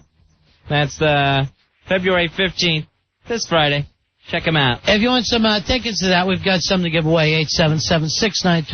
877-692-1027. Only if you want to go see Zebra this Friday. Hey, Joe. Joe, you're on Ron and Fez. Hey, Joe. What's going on, guys? Yeah. I was just wondering, I'm tuning in a little late, but has everyone lost their mind? Why is that? Halle Berry compared with Sissy Spacek? Well, here's the situation. They're both nominated for Oscars. For Best Actress. And some of these guys are telling me that they would actually be with Sissy Spacek over Halle Berry, and I'm guessing, Joe, the only reason is you're a racist. You think so? There's no other reason. Sissy's got a nice ass. No, it's got to be what Ron's saying, guys, there, because I got to tell you, arguably, Halle Berry is one of the top 5 best-looking women in the world. I got to agree with you. No, she's beautiful. Way. Absolutely. Did you see the movie she did over the summer with Johnny Travolta? That's Swordfish. Yeah. Where she's walking around in just a little G-string and no top. Ugh. I stood up in the theater, I ran 2 batches, hit a woman in the back of the head, an old woman. That's how excited I was. I saw her and my wood jumped up and ran out of the theater. You're lying. You're just making stuff up now to annoy me. Guess your wood would never... All right, let me ask you this. Vaginal penis. Janet Jackson, would you be with her, Joe? Oh, absolutely not. Racist. No, she looks like Michael a little bit.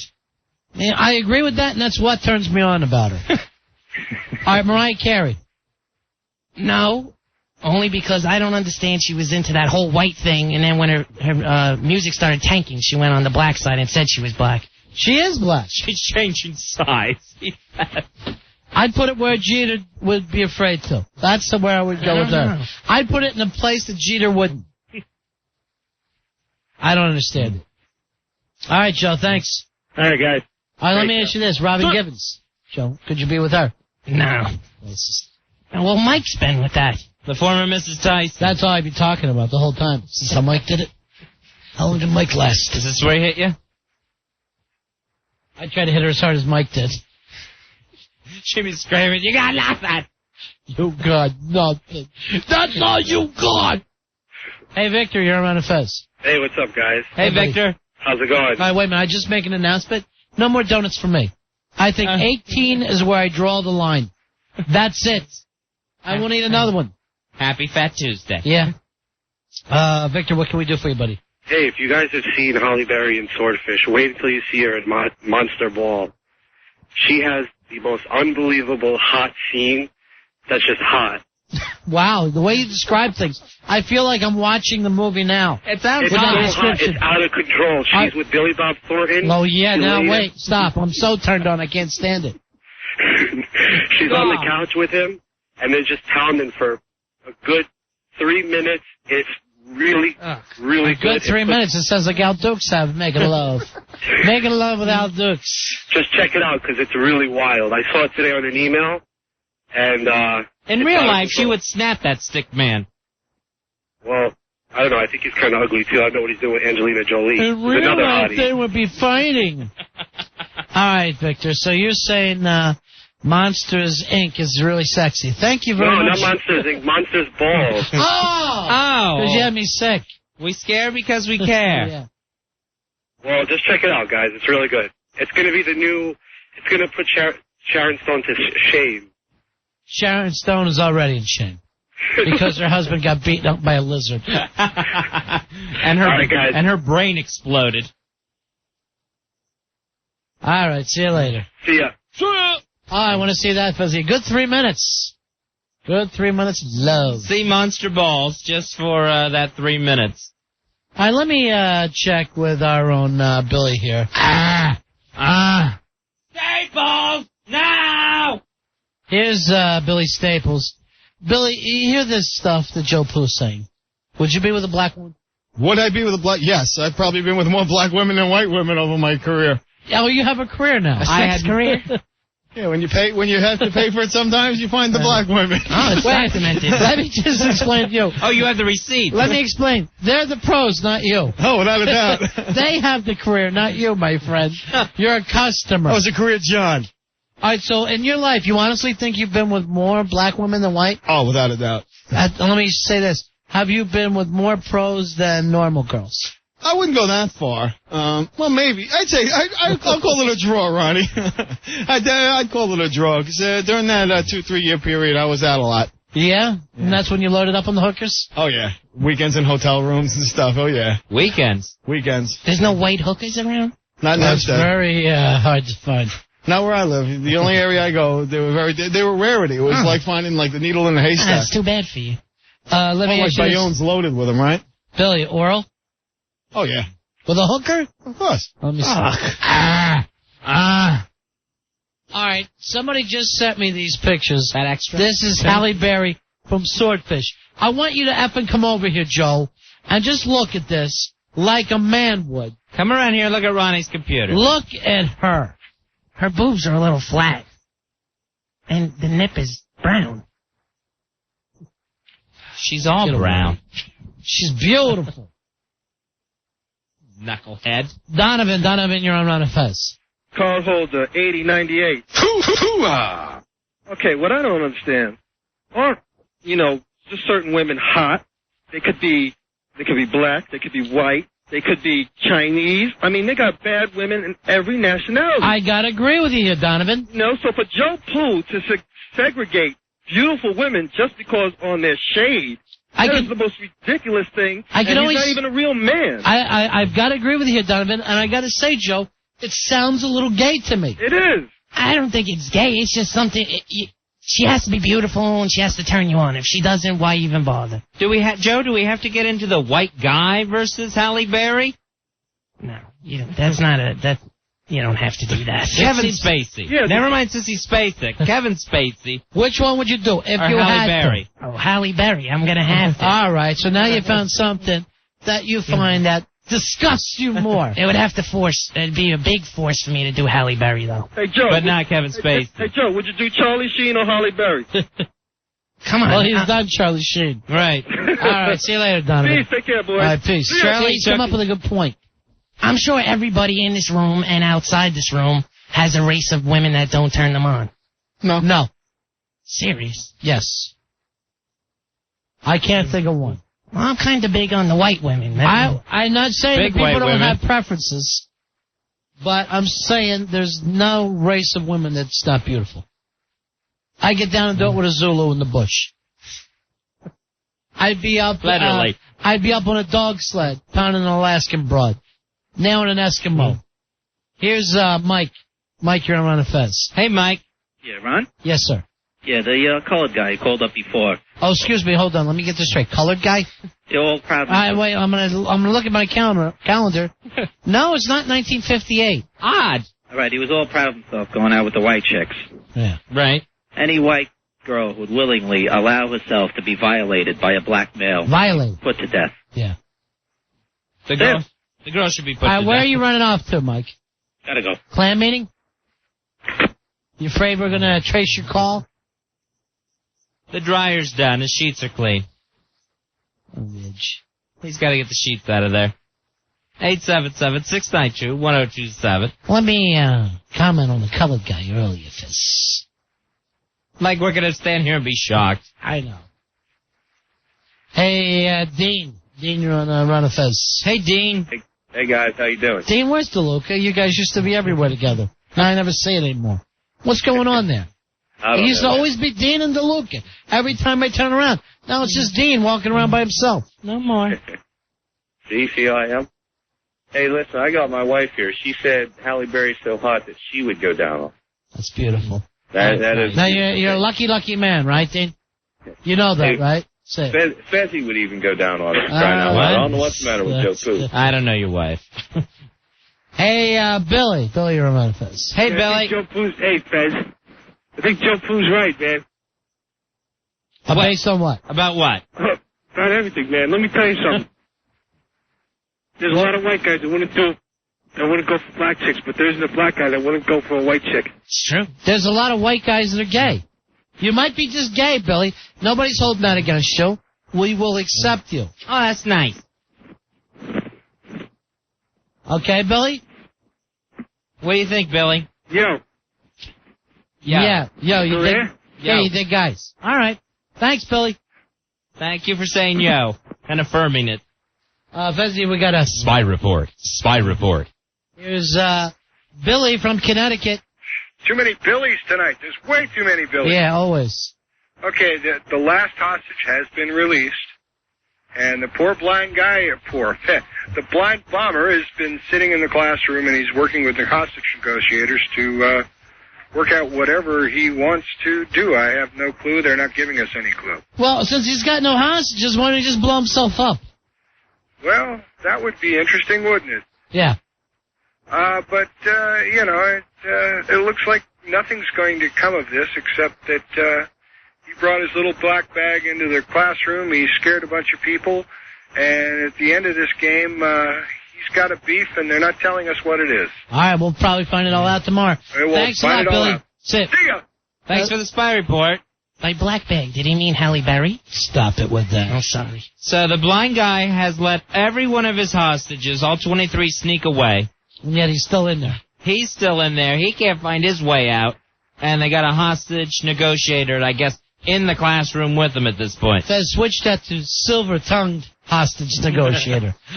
Nice work, actually, to get all 23 out. There ain't enough O's and smooth for this son of a bitch. He's in there just dripping charm. All right, I've got this. I just have a first initial. A J. Feliciano is talking to him right now. Interesting. Might be Jose. We're not sure. Patrick, you're on Runafest. Hey, Patrick. How you doing, guys? Yeah. All right, what if I throw an Afghani woman at you, Ron? Yeah. I mean, sheets and all. Mm-hmm. I'd pull that army blanket up and pound her from behind. I mean, even one of Bin Laden's wives? Yes, I'd still bang her. I'm that guy. All right? You're a man after my own heart. Thank you, buddy. And after the Afghan women. That might be tough to munch. I'd have to at least. I'd have to do some grooming and scrub it all up. Well, what you want to do when you get that army blanket up, just shake it out a little bit. Air that thing out. I'd be airing out more than that blanket, my friend. What do you do? Beat that thing with a baseball bat hanging on the line? I'd call it down the cave after Al-Qaeda cave. Exploring Tora Bora. Hey, Brian, you're on Runafest. Hey, Brian. Yo, what's up, guys? First time caller. All right, nice to talk to you, Brian. What can we do I for want you? to say you had a guy call in a few minutes ago. I'm a black guy. Yeah. And I wouldn't sleep with a white woman, although I prefer black women. I still think there's some beautiful white women, but I wouldn't sleep with them. So here's a black guy who wouldn't sleep with a white woman. Now, why is that? Are you gay, Brian? I'm just not attracted to them sexually, but I think there are beautiful white women, if you know what I mean. I prefer my sisters. I'm Puerto Rican. All right, so you'll go as far as Puerto Rican. What about an Asian woman? They look okay, but I'm not sexually attracted to them. What about an American Indian? Nice. I may take American Indian. What about one of those Eskimos climbing out of an igloo? Would you pound that? Yeah, I'm with you. I'll try that out. All right, me too. What about a European white woman? Maybe you just don't like American white women. No, don't get me wrong. I think there are some beautiful ones. Yeah. And there's some ugly ones, too. And every race is ugly and is beautiful. Whoopi Goldberg is hosting the Oscars. I Samoan? I may try European because they're It's different, yeah. So it's a whole different situation. What about a Samoan woman with one of those big asses? Nah, man, they got to be nice and tight. Give me a Janet Jackson, Halle Berry type. All right. So it's got to be tight for you. All right, say it. Sometimes I just like a room that a big woman brings. Sometimes you want to drive a caddy, Fuzzy. I'm not going to lie. You like to spread out a little bit. Sure. Full size. Yeah. Full service, full size. All right, here's Richard. Richard, you're on Ron and Fez. Hey, Richard. How you doing, guys? Yeah. Great show. It's gone, buddy. Buddy. Black guys that date white chicks. They only date the white chicks that the white guys don't want, the fat ones. Oh, that's not true anymore, my friend. That's the only reason why we're looking at the brothers. We're not jealous. We're glad that somebody else is throwing the fat chick some. No, I see. There's a lot of models dating black guys now. We had a very hot chick in here last night telling us about a black guy that she was into. I don't see it anymore. Maybe that was true at one time, maybe in the 40s, what you're saying. Their rebellious stage. But right now, a lot of white girls are into black guys. Perhaps. All right, I'll take your word on that, guys. All right, thanks a lot. Richard. All right. Yeah. 877-692-1027. We'll take a break. We'll be back with this. It's Ron and Fez. Ron and Fez. 1027 WNEW. We're Ron and Fez.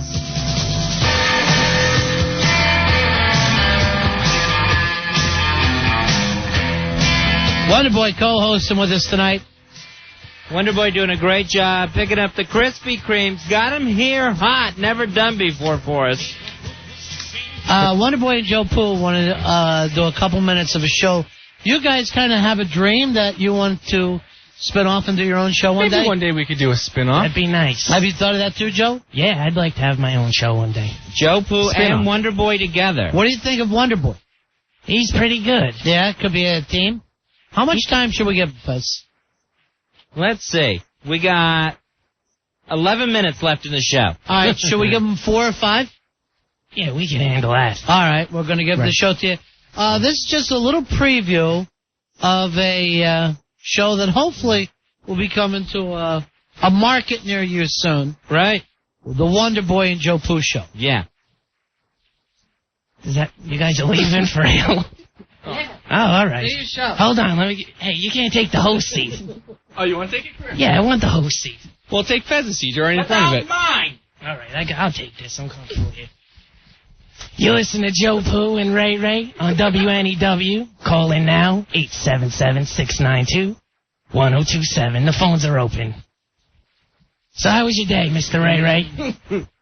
It's been a good day, Joe. Yeah? Anything exciting happen? No. Let's see.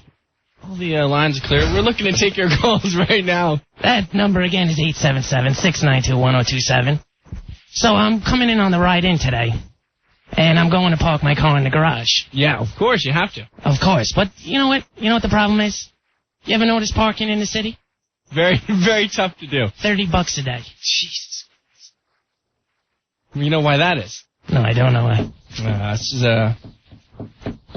certain, let's just say one group of people all own the parking, and they need to make money. Yeah, I'm looking up on the screen, and the phones have gone out totally. So we're not going to be taking any calls.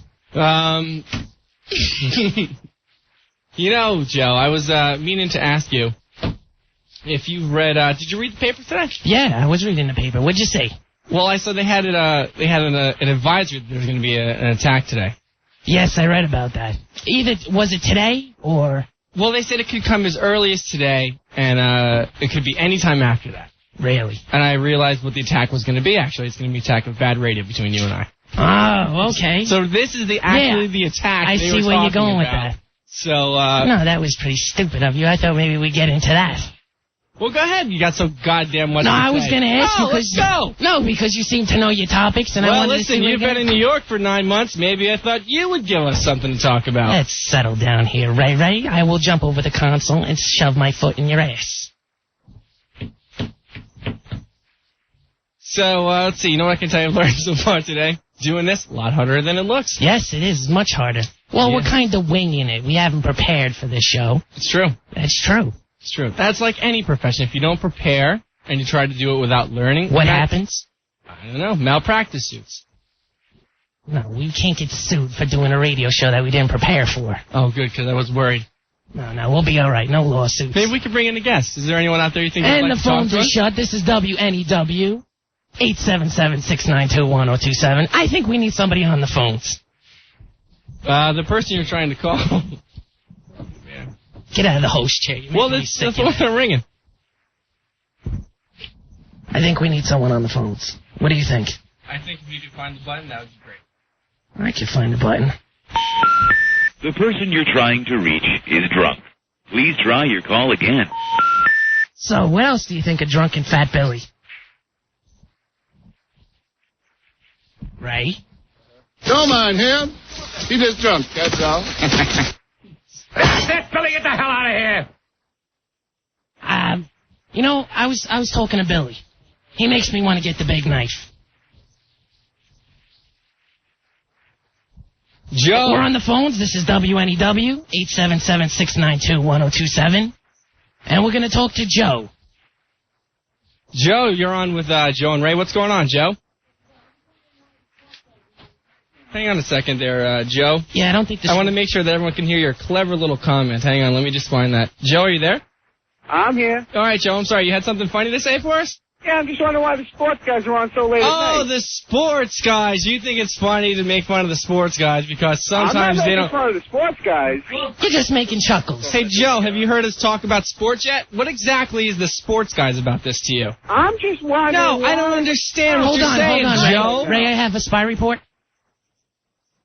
Ray, I have a spy report. Okay, please. You shut the damn thing down. Oh, all right. Give me your spy report. Oh, well, Joe's a dumbass. Goodbye, Joe. All right, let's talk to Luke. Luke? All right. Yeah, Luke. Luke, you're on with Joe and Ray. Luke, how's it going? Hey, guys, what's going on? You know what? You guys are actually better than listening to Tom Leykis on Sunday. That's our first fan. Thanks, Thank you Luke. very much. That's great. I can see Ron Fez wait, come wait. back in because we... Don't get the wrong idea like you're good or anything. I just meant you're better than Tom Leykis. All right, Luke. Well, you suck too. Thanks very much. It's been a good time listening to the Joe and Ray show, and hopefully you'll hear us again soon on WNEW. Fuzzy, not bad, I didn't think. Who the F is Ray? Wonderboy is Ray now. I had no idea, Ray. Right. Thank you. I didn't think so bad. I wouldn't go in using the other host drops. Right. I think that's kind of... I felt comfortable with it. I know, but see, this was your time to be original. But all in all, I thought you guys showed a little chemistry. Thank you very much. You know what remind me of, Fezzy? When the Partridge Family did that show with the lyricist and the songwriter that they tried to spin off that time. Right, yeah. And they just drove away in their little hearse. Nice. Wasn't exactly the Jefferson Right. spinoff. No, not exactly. We're working on it. I'm sorry you had to be dumped. Oh, for what? Putting the foot in someplace. Oh, really? Yeah. Yeah, we're going to work on the dumps, too. Yeah, you're going to have to. And that's what happens when you have a Puritan on the dump button. But maybe next vacation we'll give you guys a night. We wanted to give Baldwin a night. Right. I don't ever want to do another week off and best of shows because it all becomes about Al and it's crap. Right. Al Dukes picks out everything for himself. There's nothing wrong with guest host. Right. I'll tell you, we'll beat Stephen Baldwin with one hand tied behind See, here's the problem with you guys both. You start attacking callers right off the bat and other shows here. And that's not good. Or a guy like Leykis, no matter what you think of, he's a legend in this business. True. Yes. And you run him down right off the bat. You attack the callers, you attack other shows, and you attack each other. Yeah, so that's not attack radio. I think he panicked a little bit, and he's looking at me with the glary eyes, and then he just starts getting frustrated with me. All right, so here's to the people I want to give the show to. All right. Maybe these guys, but they're going to have to change their attitude a little bit. They'll work Baldwin on it. should get it. Heckler. I want to get a night, Fezzy. Heckler would be nice as a guest host one I think night. he could do a good one. All right, let's take some calls here real quick as we end the show. Hey, Chris, you're on Fez. Hey, Yeah, I Chris. got a spy report. Yeah, good. Spy report. All right, the spy report is those two guys suck. Oh, come on. You guys are bad. Hey, Chris, I have a spy report, too. I wish that your mom would suck so you wouldn't be here. How does that sound, Chris? All right. What did we just say about the attacking Oh, part? I'm sorry You know about what, that. Wonderboy? Take off your headphones and leave the studio. You're not going to sit here and attack our callers. You ever hear me and Fez attack our callers? Someday, you will learn the difference between people who can do radio and bad radio by people who sit there and scream at callers. And the people that you run down, come on back here for a second. The people that you run down and act like you're already better than, scream at callers. I'm sorry, Chris. No, you're not sorry. I'm sorry I'm getting yelled at. You think that that's the way to handle a caller? Yeah, that's just your automatic mode to go into an attack formation. Me and Fez have been doing this for years. We probably have attacked as many callers as you guys did tonight over the years. As long as we've been doing it. I don't get that part of it. I don't how so many people feel like that's the clever part of it. Anyone can yell your mother, and hang up on the guy. Turn the guy around. That takes some skill. Right, entertain them. Entertain them. And don't be sitting here just hitting, Billy drinks around the house. Don't mind him. He just drunk, that's all. That's somebody else's drops. Right. Sorry. You All gotta right, I'll know say your own this. stuff. I've turned around. I want Baldwin to get a show. I want Heckler to get a show. I don't see giving these guys a shot. Really? Yeah. So now we're down to looking for 3 hosts instead of just 2 to fill out the week. Let me ask you this. What about a night with Horde King? Night with Horde King? Where he takes people's problems, he works on them. Huh. He's listening. How about a night of this for 4 hours? Oh no. Oh no. Oh no. That would work. We're just sweet Melissa Moans. Right. She would be nice to the callers. She'd be extra nice to the callers. Maybe too nice. Good point, Fezzy. Maybe too nice. What about just a night of this? Get your boys out. Where it's children hosting the show for other children. Because, a lot of kids don't go to bed till 11 o'clock. I'll even come in that night and help. No, you can't. Legally, I'll take you can't. a night off my vacation. Legally, you can't. I can't wait till 2006. What about this? No! Wait! I'm the one who says things. What about Kenny Allen and Andre host the show one night like they did tonight? That would be nice with their guest Dr. Kim. Why did Dr. Kim hate us so? I have no idea. Right from the get. All you want to say is Happy New Year. Right. And Chinese New Year, you're Korean, honey. Mm-hmm. Right. And then saying, I don't know. The first question was, why all the animals? Why are the animals for New Year's? I don't know. Fezzy, guess what? What's that? We got to end the Joe Poo and Ray show. That comes to a close. I'm going to miss it already. Yeah. All right, we're Ron and Fez. We will be back tomorrow at 7, right after Opie and Anthony.